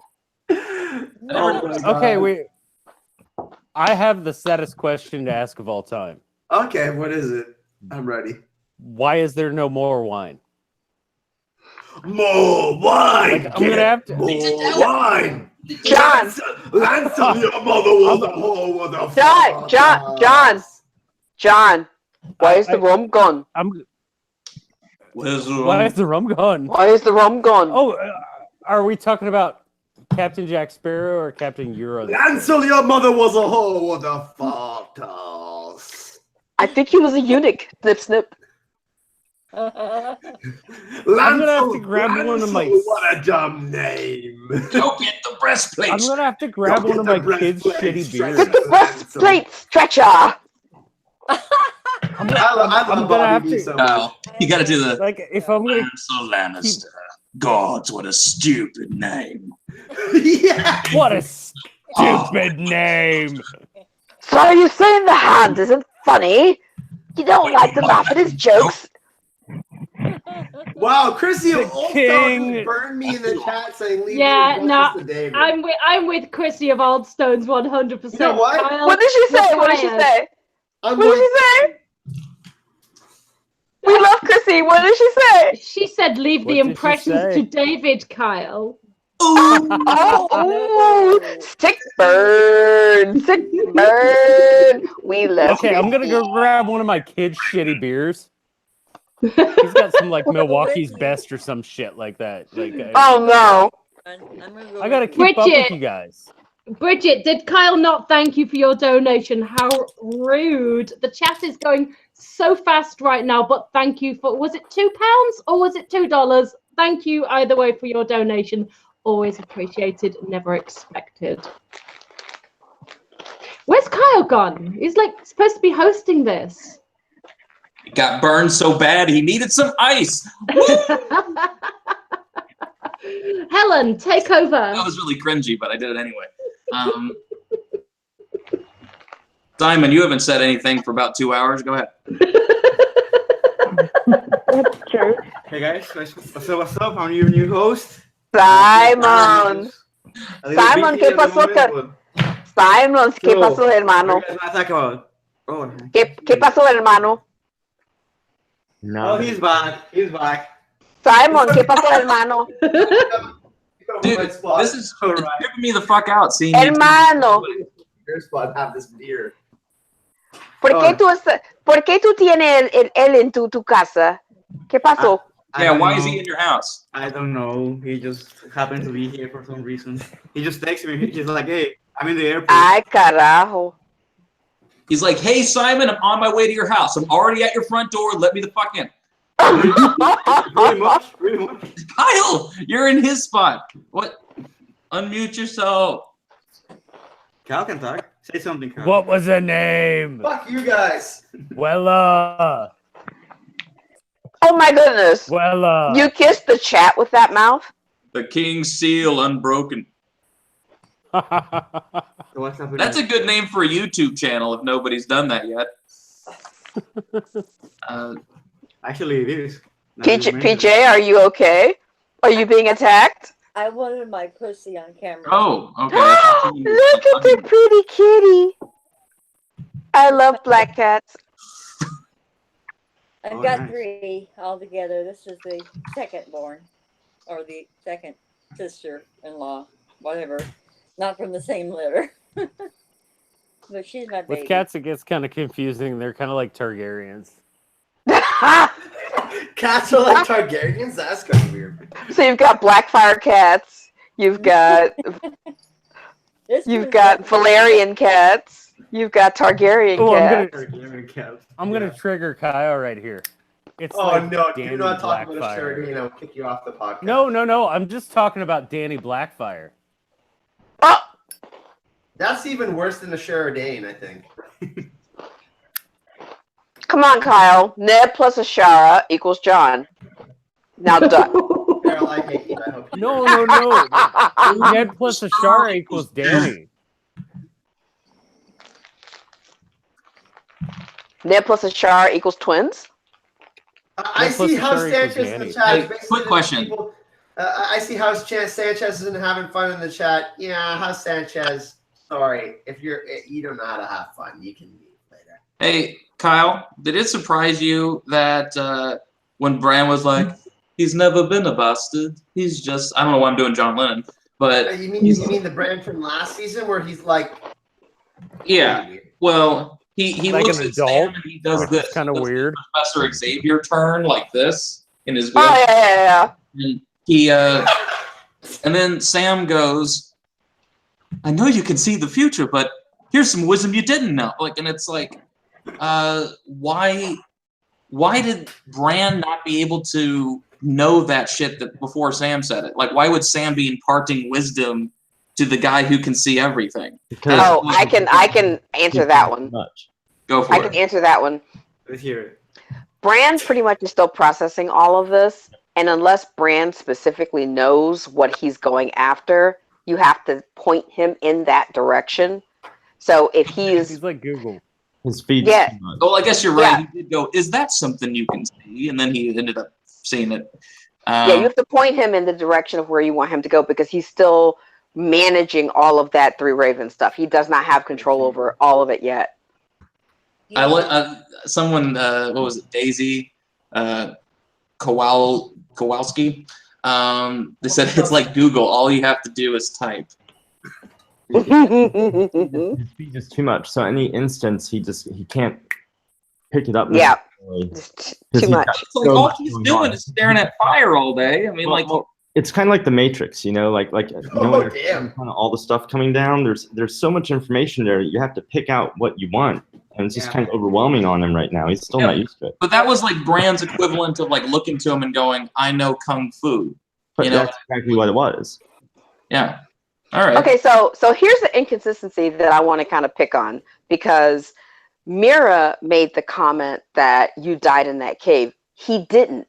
He was still there when they got through the cave, when he was downloading everything, when he was when they picked up Benjen and Benjen dropped them off, and then he decided to touch that one weirwood, and then she asked him, "Are you ready?" And he said, "I have to be ready." After he did that, Bran was gone. So when she made the comment to him, "You died in that cave," that was inaccurate. Well, that wasn't, I don't think, meant to be taken like you literally. I died. think It it was metaphorically. it was just saying I that. think it was metaphorical. No, I think it's Yeah. Nah. They round up, we knew that in that cave. what was Bran is dead. It's gone. He's That's part of the right. Weirwood net now.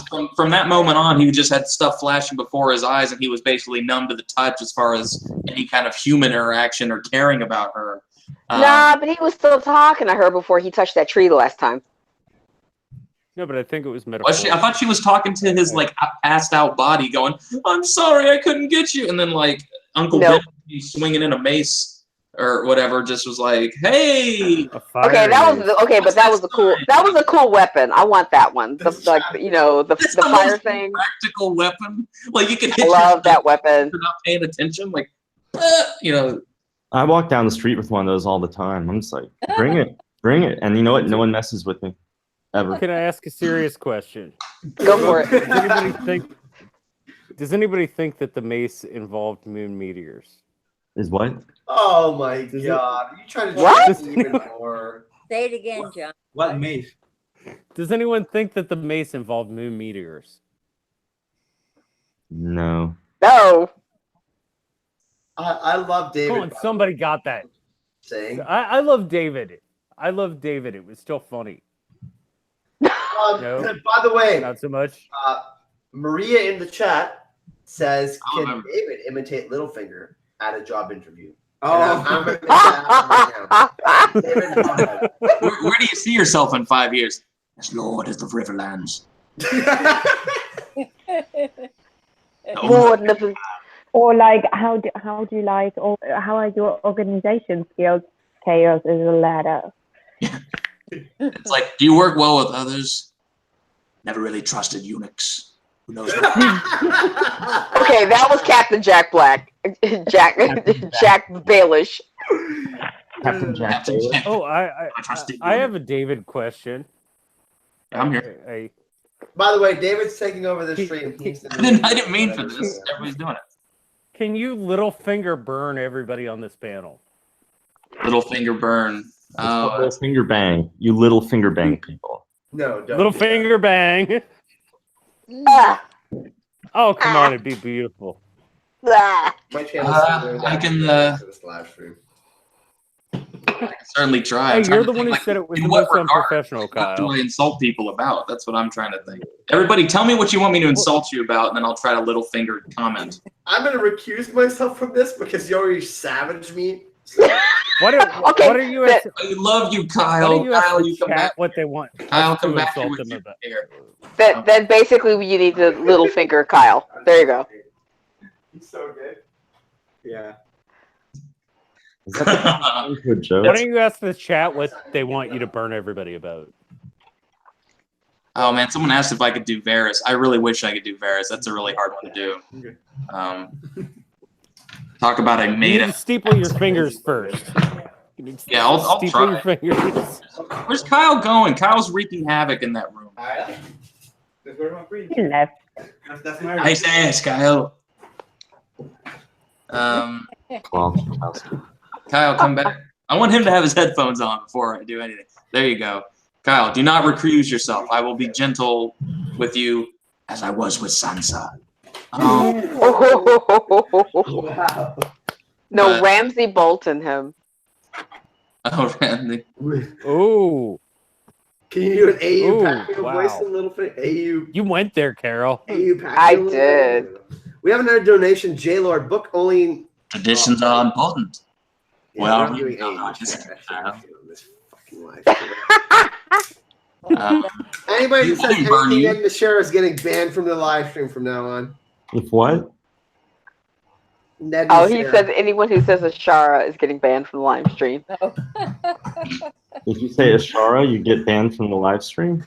Is this like Beetlejuice? Ashara, Ashara, Ashara. And then Wow. you become Cheryl, I love you, but I'm gonna have to. No, I'm kidding. No, you have to do it like Winona Ryder. You have to be like Hey, you. Ashara. Mule. David, you also do a very good Sandor Clegane, which is my Char. My husband. Yeah, I can do somewhat of a hound impression. My husband. Her husband. My husband. Oh, then do a hound burn at everybody. Oh, that would That'd be be good. awesome. You're all bloody cunts. But Hey now. you think you're fooling anybody with that top knot ball? If only somebody had a top knot besides me. I've got one. I've got one. I've got one. I've got my man bun thing going on here. I've got one. My Jon Snow. Yeah, she's got one. I can't insult you about the Major Full anyone with that. By the way, Sasek, I do remember the one time that Gemma kicked me off her stream. I'm never going to forget that. Oh, I do. Gemma, I remember that. It's because of your ex-wife, Kyle. I mean, you didn't belong there. Oh, damn. We got a donation from Bridge 4. He says, thanks. No, the reason why Kyle was exiled to the land beyond North, beyond winter, is because he tried to do Gemma's accent, and she was like, "Nerp," and he was gone. Carol, He you was were gone. slowly just sinking out of your shot. You know what Sorry, what I said? I can't see myself on the shot. I did an impression of Gemma, and I said I love eating meat, and Gemma's a vegan. She got really offended by that because she's vegan. She goes around telling she's vegan to everyone. She's like, I'm vegan. Actually, no, Kyle, you go around telling everybody I'm vegan. Yeah, I very rarely mention it. Okay, let's tell a story about Dallas, shall we? Carol, go ahead. Story time is up. Corbin Dallas. Story time. Corbin Dallas. Okay. Corbin Dallas. One time when Multipass. he was down like his last 2 points on his driver's license, and this girl with orange hair like fell into his car, and he didn't know what to do. So he was being grounded, so he had to figure out something. And she really turns out to be the Fifth Element, and they have to go to Flossum Paradise so they can get the special items and come back to Earth and defend it. So there. But Carol, tell the story. Story time. Okay, yeah, because Kyle wanted Gemma's birthday to be perfect. And apparently he called some other restaurant and they drove him nuts. And I get this DM from Kyle saying, "These people, oh my God, they're crazy." And I was like, okay. So we found this restaurant. We get in there and it's like peace, quiet, loveliness, and the food was amazing. But Kyle was like, "This has to be perfect. It's Gemma's birthday, and it's Angie's birthday, and it's like everybody's birthday is this weekend, and oh my God, these people like screwed this up." And I was like, "Okay, dude, chill. I got it. We're gonna work it." It was like, "No, but you have to understand." I'm like, "I got it, but it has to be." I'm like, "I got it." Carol took care of the whole bill for 12 people, by the way. So Gemma, as much as he drives you nuts, he loves you much. He loves me. It's true. He just drove me. He just drove me crazy trying to make sure that your day was perfect. I know it was very. That lemon cake was absolutely to die for. It was amazing. That cake was amazing. That was the best, one of the best cakes I've ever had. But by the way, what Carol's trying to say is there's this diner. What was it called again, Carol? Spiral Diner. Spiral Diner. Spiral Diner. So when you walk in there, it's like everybody's super happy. But on the wall, they have all their employees, and they have them in a frame picture making funny faces. So you can tell that everybody loved working there. And they have amazing vegan the nachos. The vegan nachos were amazing. They made Gemma a lemon cake, which we requested because Game of Thrones lemon cake. It was really good. House Sanchez says that they want the pillows I've got. I love these pillows. Everybody comments on them, but they printed the Kraken upside down on the Greyjoy pillow.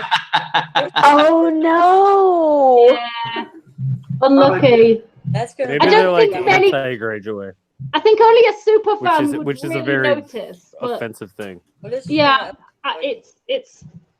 You're probably the only one that's. But this vegan diner, if you're ever in Dallas, their burgers are as good as a beef burger. I'm literally saying that. And all of their food. All of their food. Carol, we gave them a 5. I mean, we both gave them reviews. It was a 5 out of 5 for me. Yeah, it was really good. And Simon was there too. We had vegan nachos. George, you had a vegan pasta dish, which was amazing. It was James from Dust on the Throne's birthday as well. And he the next day. Yeah. And then Angie's birthday. Yeah. May I risk getting muted? Daisy says, We're "Damn the you for with real making me vegans." hungry at 3 a.m. Well, if you guys are in Dallas, go check them out there. Like their burger. And Hey, look, right there, right now. I'm looking at you. nothing is over like I'm 15 or looking at you. 16 bucks. Yeah, So look at me. budget. Wait. I don't know what else. Look, Edgar Allan Poe. Quoth the No, Raven. no, he's there. We got another donation from JR Rally. M plus A equals J plus R. That is even. Oh. Are you saying that N plus A is equal you? That's kind of weird, man. But I guess I accept your Kind of donation. hot, you mean? Maria K says, in honor of the pillows, can all of the panels say which house they would belong to? Everybody knows me. It's got their That's name. mine. Clegane. With my husband. Royce. I'm from the north. I'm from the lands of always winter, so I'm a star. I'm from Dorn, so. Simon's from Dorn because he's from Costa Rica originally. So kind of the closest to that. Helen is from Lannister. This is Helen. Helen is from the Reach because she's a rich. Okay, Helen's rich, by the way. Everyone. So, you know. She's a Lannister. She's Cersei. Killed bear. Actually, she is Cersei because she drinks a lot of wine and she's rich. I'm from the Riverland because we have the Mississippi and the Missouri and Lewis. PJ does have, by the way, PJ is chilling outside. She's got a beautiful patio. I've got to go on a little video tour with her once before, and she is kind of from the Reach. So PJ, you're Helena, you're Lady Olenna. Oh yeah, that's true. You're the Queen of Thorns. Savage, less savage. Not quite Oh, bee's knees. Yeah, she's Elena. not quite that old. No takers for the Stormlands, then. You'll have to have No, it, I'm a David. Royce. No, bugger those Baratheons. No Baratheons. Technically, I guess I They're a am. bunch of tossers. George, you're in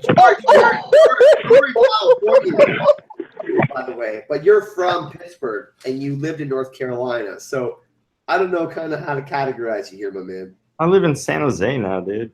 I know, I said California, so that's technically what? What would that be categorized in the song? Like? Westerlands. He's from the Westerlands.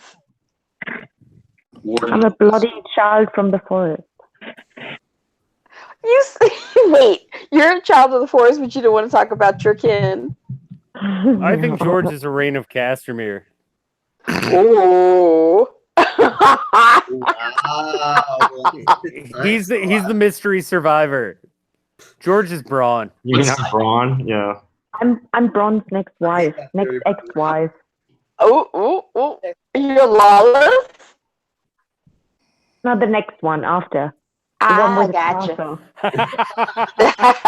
She said next wife, not ex-wife. So you know what we're gonna do, guys, is what we're gonna do is we're gonna do a thing called lightning round, and people have been asking questions in the chat. We were obliviously ignoring most of them. Speaking of lighting. But yeah, so what we're gonna do is we're gonna have one sentence. I can't talk. One sentence per question. This is a party stream. You aren't supposed to be able to talk. So question Speak. from the chat. You aren't supposed to be able to speak. Am I right, Gemma? Sorry, I was reading the chat. No spoilers in the chat, please. Don't want to know. Nope. Kyle said he can't talk. I said he can't speak. And Chrissy, What do we I say? saw what you I put earlier see. in the I'm chat. with I you. remember Yeah. that.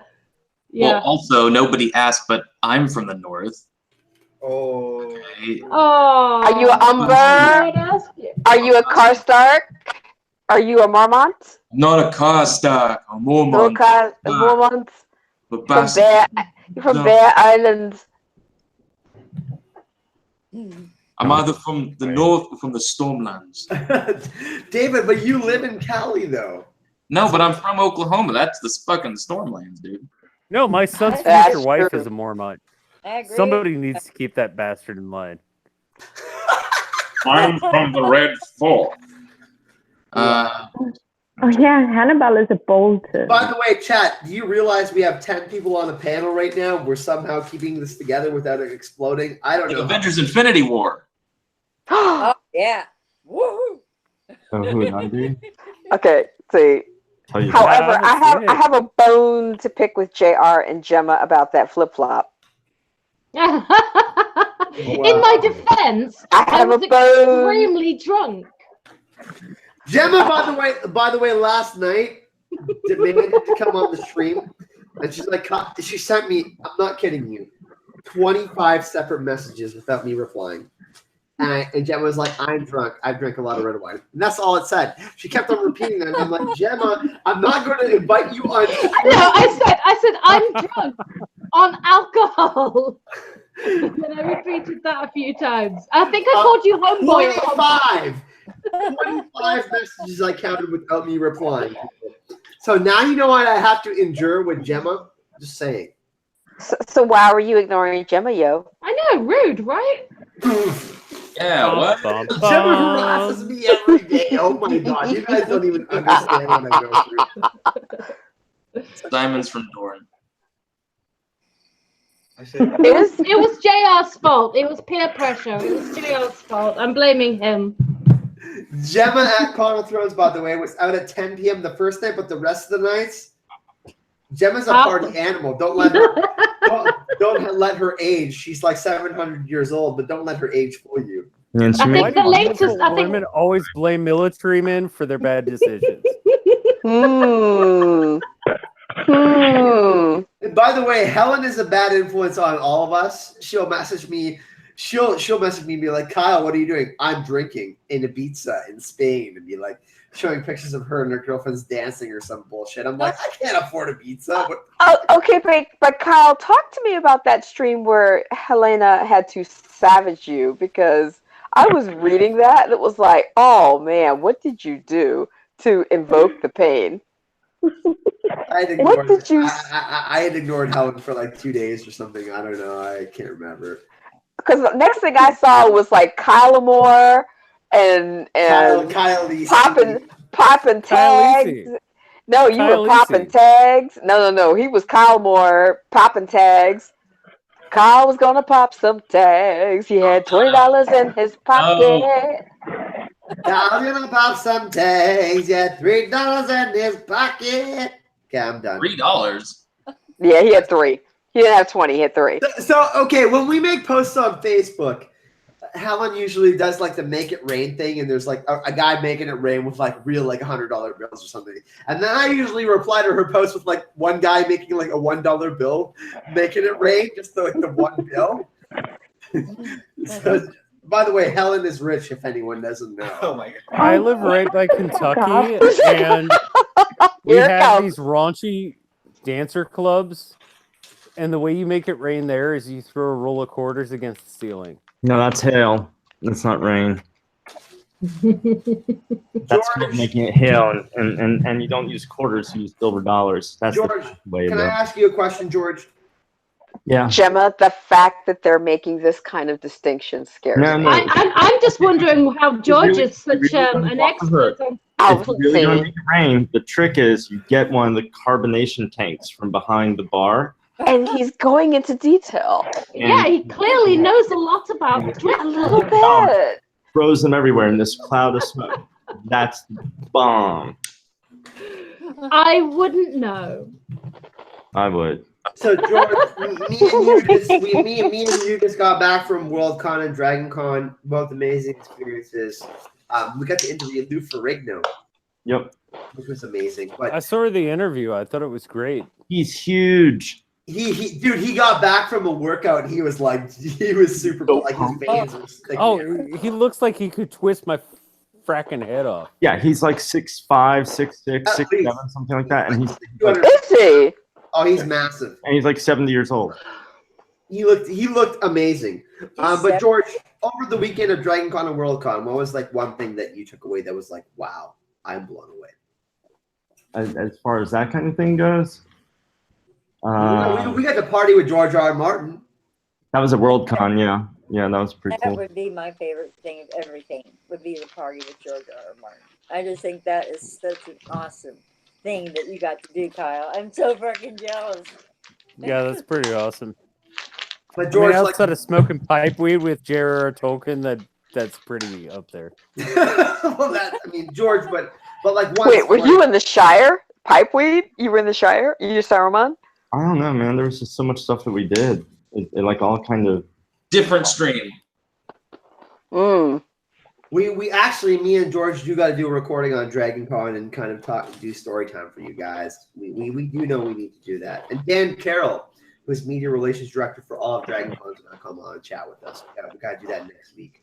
But George, like, it was all really good. But like, Worldcon was such a different experience because we got to meet George a couple Totally different. times, right? And the BWP was awesome. Worldcon's in Ireland next year. Are we going to go to Belfast, or are we going to go check out? I think we all kind of need to do it, and then hit the tour at the same time.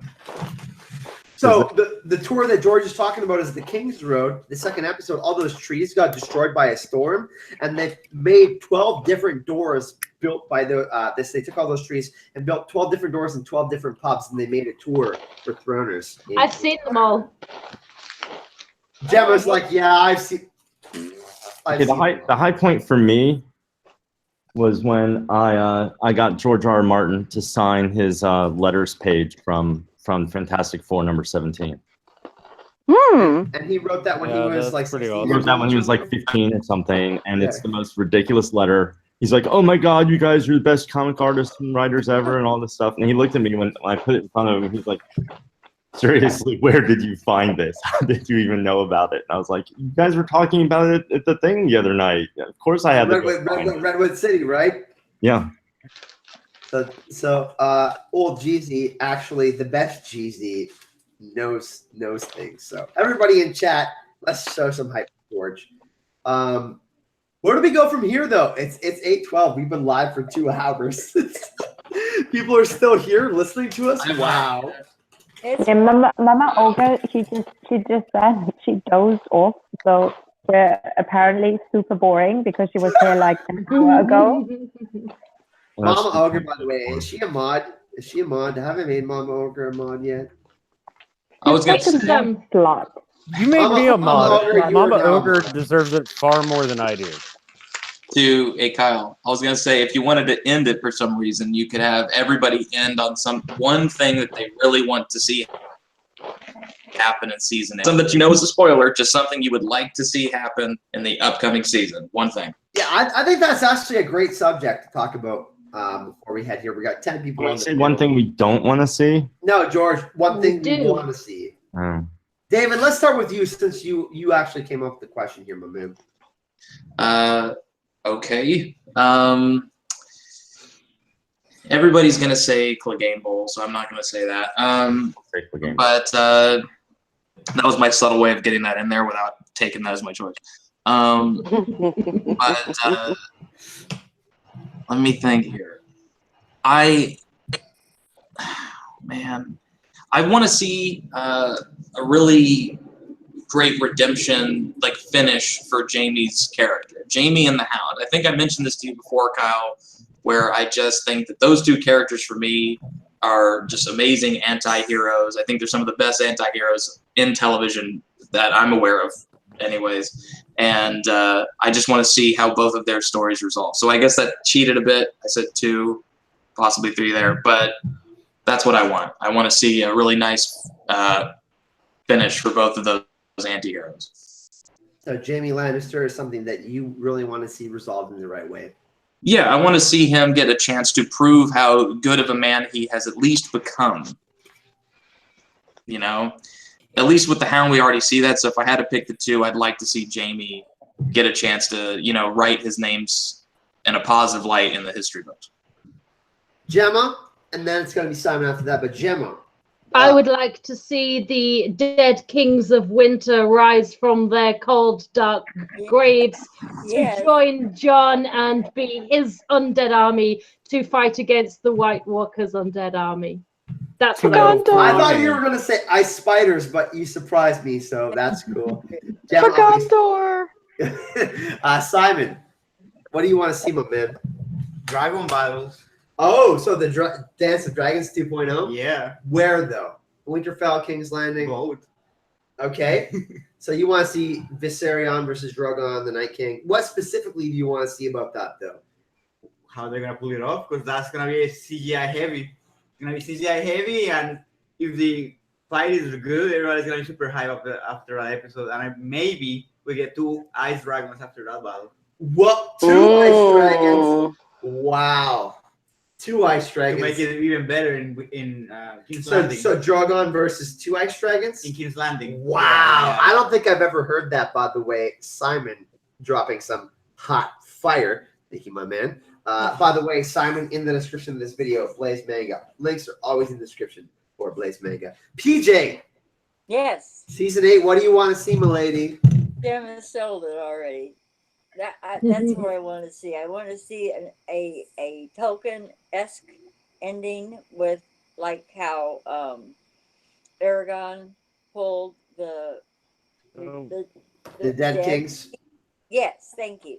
The kings. But we're talking like the Stark Kings, the kings that are Yes. interned in the Crystal Stark Winterfell. Kings, those iron swords need to be knocked away, and let them rise from their crypts to help. Oh, that would be so badass. I really want the Starks to come out on top. I guess that's really what I want. We got JR. JR is still with us. JR. Muted yourself. JR, you muted yourself, homie. Hi, I'm JR Rowley. I have a really nice beard. My favorite character is the Chardane.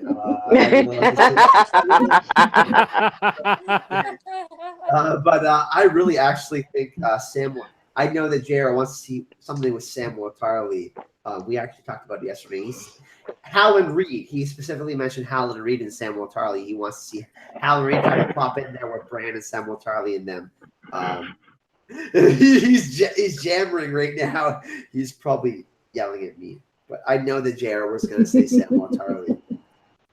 JR, not if you were. That's what you were going to say. JR, were you going to say Samuel Tarly? Okay, yes. Thank God.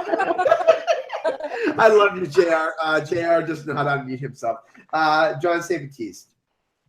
Okay, well, PJ mentioned Tolkien-esque ending, so I had to put the Papa Tolkien jacket back on. You know, because gotta love the tweed coat. Okay, so serious or like funny? Serious. We've been unprofessional all streams, so. Well, that's what we do. We drink and we unprofessional things. I want to see, because I believe that Brienne has been made a knight twice. I want to see Brienne write Jaime's story in the book. She's never been made a knight. She's been put on the King's Guard. There's a difference. Oh, okay, fair enough. I agreed. I think that's annoyance. Like annoyance, not annoyance. But okay, agreed. Yeah. But I want to see Brienne write well about Jaime in the. It's so interesting how many people have come around on Jaime like that, and really like he's become like the most interesting character to so many people. He's not even my favorite character. Like he's like number 5 on my give a fuck list. Well, but wow.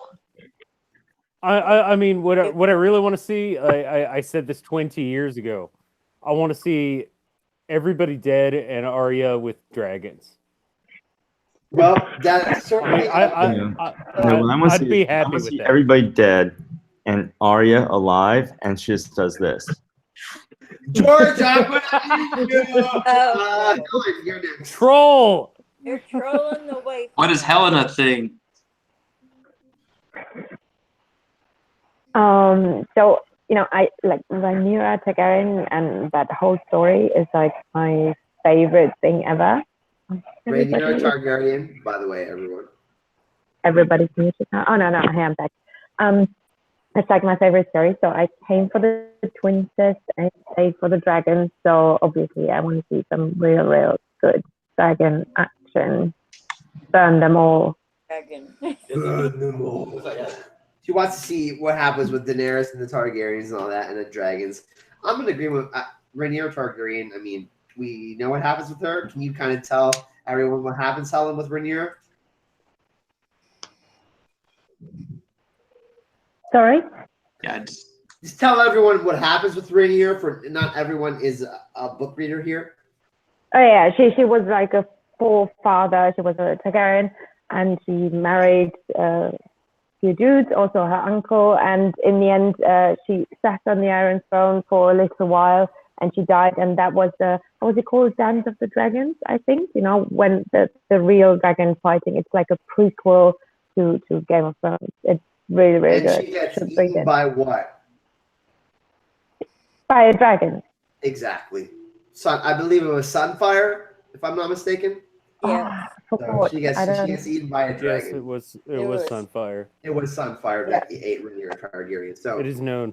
it is In known, front of her son. In front of her son. which is Then Mhm. kind of pretty main nasty. dragon. George, please refrain from Arya's the waif shit. I want a real answer from you for what. So I really want to see the Faceless Men show back up. I did. And no, what I really want to see is I want to see the Night Queen. I want to see what she looks like. I've been waiting for 8 years for this. She's down in the crypts. That's why they're there, and Yeah. they're gonna show her, and that's what I want to see. Boom. So the Night King is coming for the Night Queen. You believe that the crypts of Winterfell are the hot springs of Winterfell are entombing her. George with his fanfic theories. I think he's like #1 subscriber on those 30 Oh damn, that's some savagery right there. Do you think that's how he writes, Helena?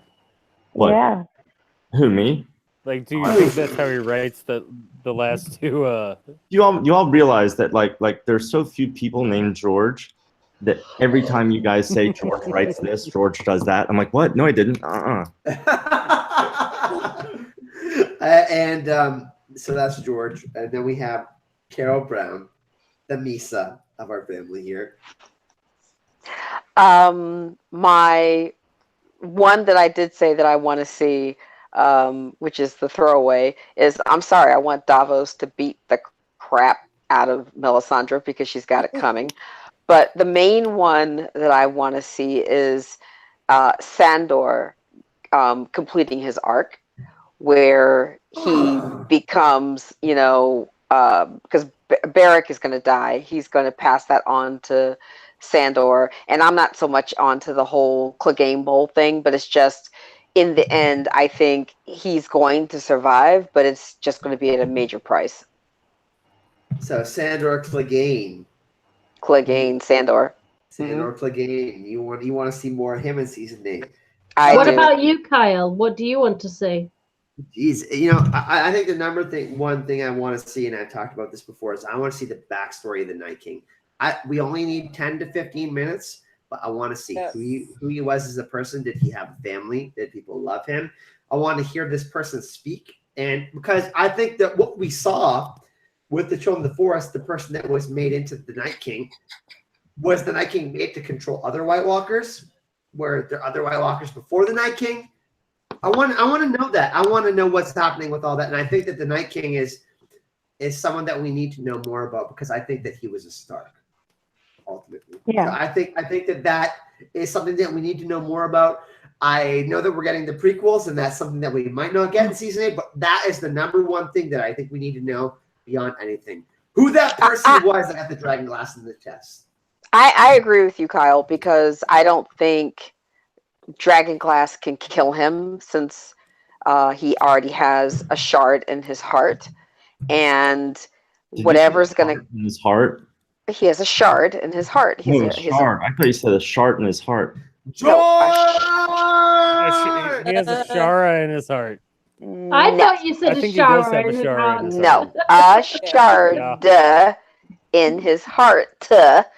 So he's got a splinter of dragonglass. How about that? Mine's in his heart. So I agree with Kyle in the sense that after all of this, what was his motivation? We know what made him, but why was he chosen? He's obviously grumpy because I don't think he thought they were going to do that, by the virtue of the fact that when Bran looked at Leaf and said, "Wait, it was you. You did all this?" And she looked at him and said, "Yeah, because we were fighting you," meaning men. or did she mean we were fighting the Starks? So the Night King is a proto Stark, and the Or Starks did she are mean? all. Or did she mean you, Bran? She meant Right. she meant the Right. three-eyed maiden. Right. Was it Bran the Builder? Was it another Bran? Like, I Did- mean, Did she mean May I literally propose Bran? a thesis? Yes. right? Was it Bran the Builder? Was it another Bran? Was it Brandon of the Bloody Blade? No, Was literally it Bran. men? So we need to get to the bottom of that. I think we need to. I know the prequels are coming, but we need to solve this one by getting to the answer of that. Who he is, why is he this massive javelin chucker, but yet he had Drogon right there, but he went after Viserion. I'm like, dude, I mean, you're this Olympic javelin chucker, but you went that way, not this. He took the hard shot, not the easy one. You are What? epic. I would like you to do a sign out bug me where about- we can find everyone for the whole panel. Carol, you're taking over. Wait, Something may, bugged me may about I that whole propose javelin a throw. thesis really quick? The whole javelin throw is that it has a straight trajectory. It doesn't arc at all, and it just bugs me. It looks like bad 50s 3D movies. Because, like, I mean, He's dead shot, like right on. How no, but it would still have a. Gravity Have would an arc. take an. Art with a flying anything. So we're arguing the physics of a world with dragons and Yes. demon vagina babies and And AAA chains for white dragons. Yeah, so yeah, we I are. think I can speak for all of us, especially George, that we all want to see a dragon land right in front of Cersei, and she's staring at it, and then the dragon takes its claw and does this and goes, "I'm Arya Stark of Winterfell." No, I'm a waif. I'm a waif dragon. I'm a waif. Yeah, the waif goes, "I'm actually not a dragon. I'm a faceless. But I'm here to kill I'm you." a faceless dragon. Well, I we're said at that in that. two May streams I so far, propose and I a love thesis? saying it. I really think that the Night King just wants a friend. Because there's the whole bring it in, bro. He's just been There's the walking whole bring like it this in, bro. because he wants a hug. He's like, So the Night King. So the Night King. Bring it in, Sean. So the Night King's having a Toy Story moment. You've got a friend in me. I'm like, no. Nah. I think To infinity. That's a. Hey, quick question. That was the secret Sorry, Dan. message behind that whole scene. Go ahead, Dave. He's What's like, up? hey, What you're happens? dead. I'm dead. Let's be friends. What happens? Do you think? I'm really legitimately curious about this. It just came to my mind. What happens when, like, one of the Night Kings or one of the 4 Night Kings or whatever? You know what I mean? White One of the Walkers. main ones. One of the White blue. Walkers. Yeah. Them. What happens when they touch a weirwood? Like, you know what I mean? Like, when Bran touches it, he has visions, but what happens when they touch it? Is there something that happens when they touch it? I think specifically only with the Night King. Only the Night King, but does he have the same shit? Is it like the sight or whatever? Or I think he could possibly be a former 3-eyed raven, or he has Stark blood, which means he's connected to.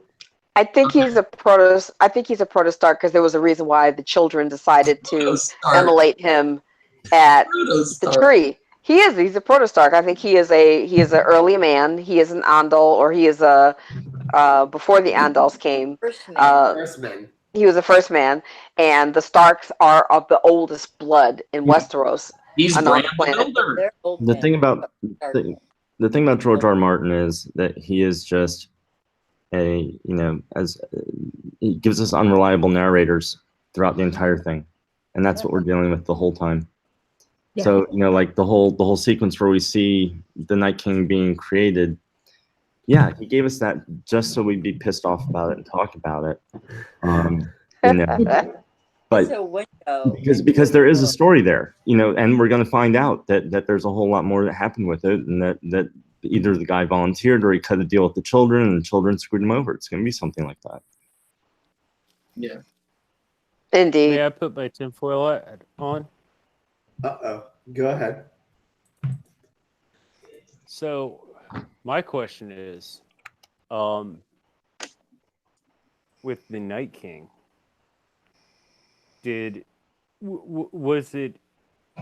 All you see is him tied to the tree with the fear, and we're talking show specific. We are obviously aren't talking about the books, but you see him with the tree with the fear on his face. Now, as someone who studied some theology and things like that, like the last thing Christ said before he died was, "Take this cup from me. Father, into your hands I commend my spirit. Why have you forsaken me? Take this cup from me." Now, my question would be, did the Night King himself make this sacrifice to end the war? But yeah, he was scared of shit. I mean, he's getting obsidian shoved into his chest. I think this is from a non-book person's perspective, but I think proceeding without credit, gotta love it. But like, hey, I'm not an expert in this, but let me spout off at the mouth. I think you could read in a lot into it, because keep in mind, if he did sacrifice himself, that means, I mean, going along with that, I think that's a stretch, but I think if he did sacrifice himself instead of being sacrificed for some other person's purpose, then he was scared because he knew he was dying. You know, just like how the Mance Raider, was burning at the stake, but it was. He's not dying. Remember, I mean, think about exactly what George R. R. Martin said regarding that. It's a different kind of life. You know, and I know it's a minor point, but it's a rebirth. Yeah. Yeah. Oh, okay. Well, that's what I'm saying. Is I'm saying that look of fear might not have actually been fear of like dying or something. It might have just been fear if he thought it was gonna, like, literally, it was gonna hurt. You know what I mean? Like Mance Raider getting burned at the stake, and then John putting an arrow in his chest so he didn't have to feel the pain. It was just he was trying to not look scared, but he was terrified. But he also might have not known that was going to be the result. Maybe they said they were going to sacrifice him, and they even thought he was going to die, but it ended up changing him into this thing. Maybe they thought it was going to be something better. I don't know. You know, David, you're totally a show watcher. Yeah, you've never read the books. I am so sorry. I might have just ruined a couple. No, it's good. And I think this is where we're going to be like, hey, okay, if we keep on going, we are going to get this talk for another 2 hours. Gemma is falling asleep, and Helen is like, oh my God, why am I on this? Because it's like 9 a.m. for her. She's been up all night. But Simon, get in here. I think that collectively, we've all had a really fun time tonight. All of you have come to watch us for some sort of reason. I don't know why. But we've had an absolute blast here tonight. And honestly, everyone that's still here right now, we really appreciate your support. We just love talking about those and hanging out. And I think everyone that's here, there's 10 of us on this panel. This is actually a record for our channel anyways, in our fan base. But thank you so much, all of you, for joining us tonight. And I think I speak for all of us. We had a really fun time. So what we're going to do before we go, a quick 30-second thing where you can find everyone, and then we're going to sign out. So David, what's up, my man? You are the winner of this evening. You did impressions. You slot. He the winner. By the way, for someone who hasn't read the books, I think you have the most impressive opinion of watching. Like your takes are amazing and impressive. Thank you. Nice of you to say. Well, for me, pretty simple. I have this Walking David channel, and obviously I do, like I said, these impression videos. I mostly do it if I think there's an audience. So if you really want to see something, leave it in a comment on one of the impression videos of what you want to see, and I'll make it. I've seen a lot of people saying, oh, I'd love to see this, so please just go on my channel and tell me what you'd like, and I'll make something that I know you'll like. The Walking David. THE. Wacky arm waving inflatable KING space DAVID. The Walking David.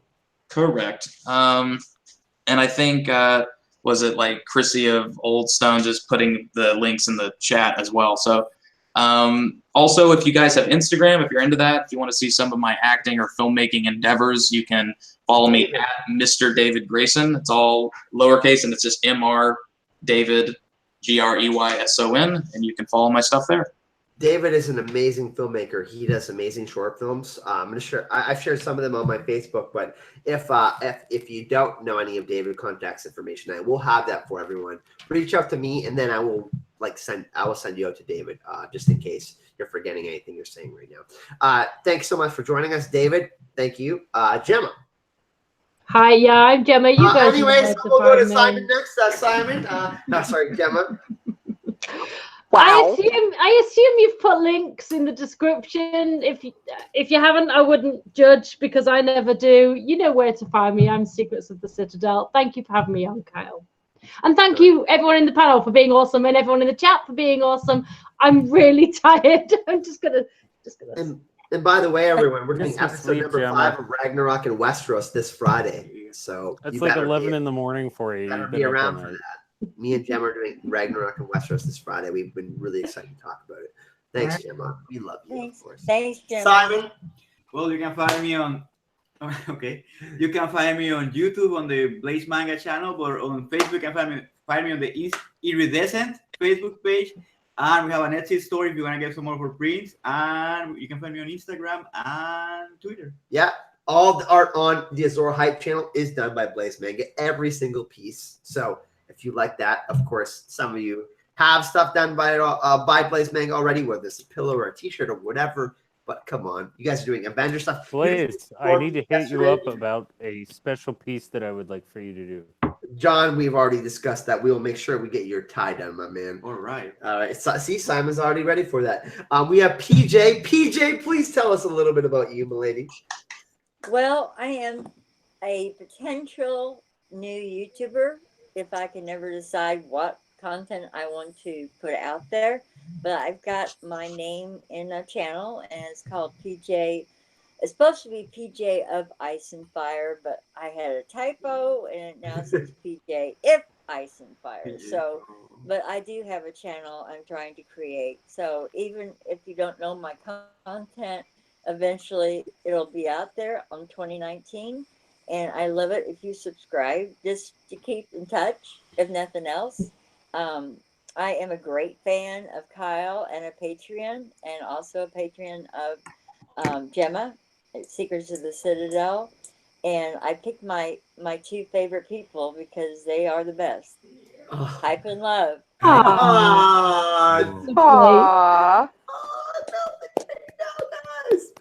I'm curious to know. I'm gonna have a tear come up. My name is J.R. Rowley. I'm really handsome. I'm probably better looking than Kyle. Yeah, I'm currently muted. I love to drink beer. The beer that Kyle is I drinking. think he looks like your big brother. But JR is actually helping out with the Marvelous channel. We are working on some Iron Fist videos for you. And JR is an awesome person. We got to meet at Con Throws. If you haven't checked out JR, he runs the Geek Chat 1 on Facebook. And we're actually a group of a bunch of us that hang out in the live chats here. And we talk about Marvel, Expanse, everything Star Wars, all that on Geek Chat 1 on Facebook. It's actually a group that anyone can join. You send an invite, and then you got to fill out 2 quick questions. But JR is the owner of Geek Chat 1 on Facebook. So if you haven't checked that out, go check that out. But JR will be back on the channel again, of course. Love Star Wars, yes. John. I'm John St. Baptiste. I have a channel that's mostly about music. I do talk about some Game of Thrones things. I am actually working on a series about the religions of Westeros with Johnny B. Crazy and Florin Colin and a few other content creators. We're talking about religion in Westeros and how it compares to religions here in our real world, or what we call our real world, because like for some of us, Westeros might be a little more real. But in general, I upload content about music every Sunday, Thursday, and Wednesday night, and I just like sharing music with people. That's what I'm all about. And John has actually, me and John were talking about Ragnarok and Westeros, and me and John actually co-wrote the next video that's going to be up tomorrow on the channel about Odin and Bran. So, John, Do you know when that's coming up, Kyle? That's tomorrow. Any idea when that? That's tomorrow. Oh. So anybody that hasn't gone and checked out John, the links to his channel and all that will be. John actually helped me co-write that one. Me and him talked about Euron and Bran, and we're going to talk about Odin in comparison with Norse mythology. So John has been influential in that video. It's going to drop tomorrow. Helen, make gin great again. Hello. When I'm not making gin or Mordor great again, I'm trolling Kyle, and you can find me Kyle's on the Instagram. best person to troll. Oh yeah, he is. You can find me on Instagram, less funny, more selfies. And I have a YouTube channel, and I've already written a few scripts. I just didn't have the time to upload any videos because I was busy losing at tennis against retired people, against people who are retired. So yeah, my YouTube name is The Clueless Fangirl. I don't have a link because I'm too drunk to post it here. And so it's The Clueless Fangirl. I'll be uploading. I love you, Helen. I love you. I love you so much. I love you, Helen. You are the best. May I interject a thought? May I interject a thought? Yeah. If they're in the same city, I want a tennis match between PJ and George. Between who and who? Yes. Yes. The two oldest people in this chat. I get it. Wow. I'm older than PJ. Take more of this, guys. I don't know if I'm going to survive the rest of the live stream if we continue. But Helen, everyone, she's the Geek Chat one. She's part of the Azor Hype community. She's a patron. I have to play someone in tennis? I'm sorry. I misspoke myself because PJ never mentioned tennis. No, Helena, George. Wow. That's really rude of you, John. No, here is George Sartiano. You know I'll win that match. I'll put 10-1 on Helena. I'll take that bet. I'll put $1,000 down, and you fly her here tomorrow. Hey, does anybody have a horse? Because I will race you. I will fucking race you. I am very good with horses. Very, very good. Oh my god. They're bad, doesn't matter. Call your saddle. You know. Call it. Kyle's dead. Now I'll bet on anything, so I am not the best piece of wisdom to follow. So. Oh boy. George Sartiano. George, me and you have done a lot of work together. You're writing your own book right now. What's up with you next, my man? You know, the book is coming along, but we've got Marvelous that we're working on, and we have videos that are going to be coming out each and every week. So Marvelous isn't just for Marvel. We're going to cover all sorts of comics. We're going to cover anything that's not Game of Thrones, really. Place for us to kind of geek out and have fun. And Lou Ferrigno interview got uploaded on the Azor Hype channel. That's going to be on the Marvelous channel. George, actually, me and George co-wrote a script for Doctor Strange. We thought we need to talk about Doctor Strange for Avengers 4, so that's going to be coming out. Actually, Simon Blaze Manga is going to be editing that video, and I'm releasing the Thrones Ragnarok video. So there's going to be a video on Marvelous and Azor Hype released together. So Did Simon do that title sequence? That was awesome. Simon also worked on the title sequence, and we recorded actually the Marvelous trailer here in the office. Yeah, I'm a Cumberbatch, by the way. But yeah, but anyways, George is part of Marvelous, as you guys know. Inception of all that, it took us some time to think about what we really want to do for the channel. Lots of Marvelous content coming for you, and of course the Misa. We can't forget Carol Brown. We love her. Oh, a woman is unknown because a woman has no channel. But I'm thinking that Helena and I need to collaborate on Lord of the Rings because that's coming out. And she and I have had this conversation about that's something that you and I should do because I am deep into Tolkien. May I play? You should. Please. May I play? Please join, because we were sitting here having a conversation about that. I think the last live chat, and I owe you a rather lovely bottle of gin from the U.S. Oh, damn. She needs more to drink. Don't encourage her, please. And next time you're in Europe, give me a call because I can ride with my little car anywhere. Well, we've got to go and show up at Gemma's house and do a collaboration, and I will bring booze for the two of you, a lovely red, a lovely gin, and tequila for me. But nope, I pretty much am someone who loves to hang out and torture Kyle, to love and worship Gemma, and I am definitely someone who beats the crap out of poor Smokescreen and James, poor things. And actually, there'll be something coming up for next year on Smokescreen for a little bit of a convention, so you all are going to get some information on that once we get all that nailed down. I'll be in Charlotte, notwithstanding this hurricane that's coming, but I should be there in about 2 weeks and should have some more information. And I should be in Iceland next month, and actually I got award for Woman of Color in STEM, so that'll be Detroit in October. But otherwise, a woman is anonymous. Very cool. Doesn't sound like you're anonymous A woman is awesome. We got a late donation from Bridge4, another great YouTuber, by the way. Not on the panel, but anytime you are welcome, 100%, my friend. Love your channel. One of my favorite YouTubers. Said, let's keep this PG, George. Thanks. I'm going to end this by thanking everyone that came and joined me today. We had an absolute blast. Me and Gemma talked about this on Friday, and Gemma said, how about we have some fun on Monday? And I said, of course, I'm always down. If you do like Game of Thrones content that is professional, there's some of that coming, I promise. Ragnarok and Westeros. I got some thoughts on Jamie. I got a lot to talk about Jamie Lannister in upcoming videos. I really love Jamie. Of course, Channel Marvelous is this launched. But yeah, I'm continuing my journey here in the US. I'm not going home to the lands of always winter yet. I'm going to Anime Weekend in Atlanta in 10 days.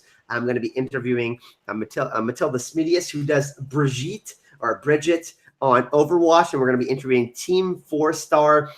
They have 3.1 million subscribers on YouTube. They do Dragon Ball Z abridged stuff. I'm going to be going to Anime Weekend in Atlanta, and I'm going to be doing some vlogs there. Also going to be going to Patreon Con in LA. They invited me there to kind of look at our Patreon and look at our channels. So you got to come and see me, dude. Yeah, man. When I'm in LA, Dave, we're going to hook up. But I'm going to be staying in the United States at least till November 3rd, everyone. So awesome. My invitation still stands out, Kyle. If you want to come have. By the way, we are going to Ice and Fire Con next year, everyone. Tara Lynn, all the people from the Ice and Fire Con community. Loved hanging out with you guys at Dragon Con and the other cons, Worldcon, of course. But yeah, that's going to do it for tonight. If you do want to check out all these amazing people, I'm going to make sure we have the links to all these amazing people in the description of this video. Of course, if you do want to support this channel, Patreon, all that, go find me in the description of this video. Really, really appreciate everyone joining. If you did enjoy the video, like the channel, like this video, subscribe to the channel. And of course, we do have the Game of Thrones giveaway. For the signed copy of Game of Thrones by George R. R. Martin.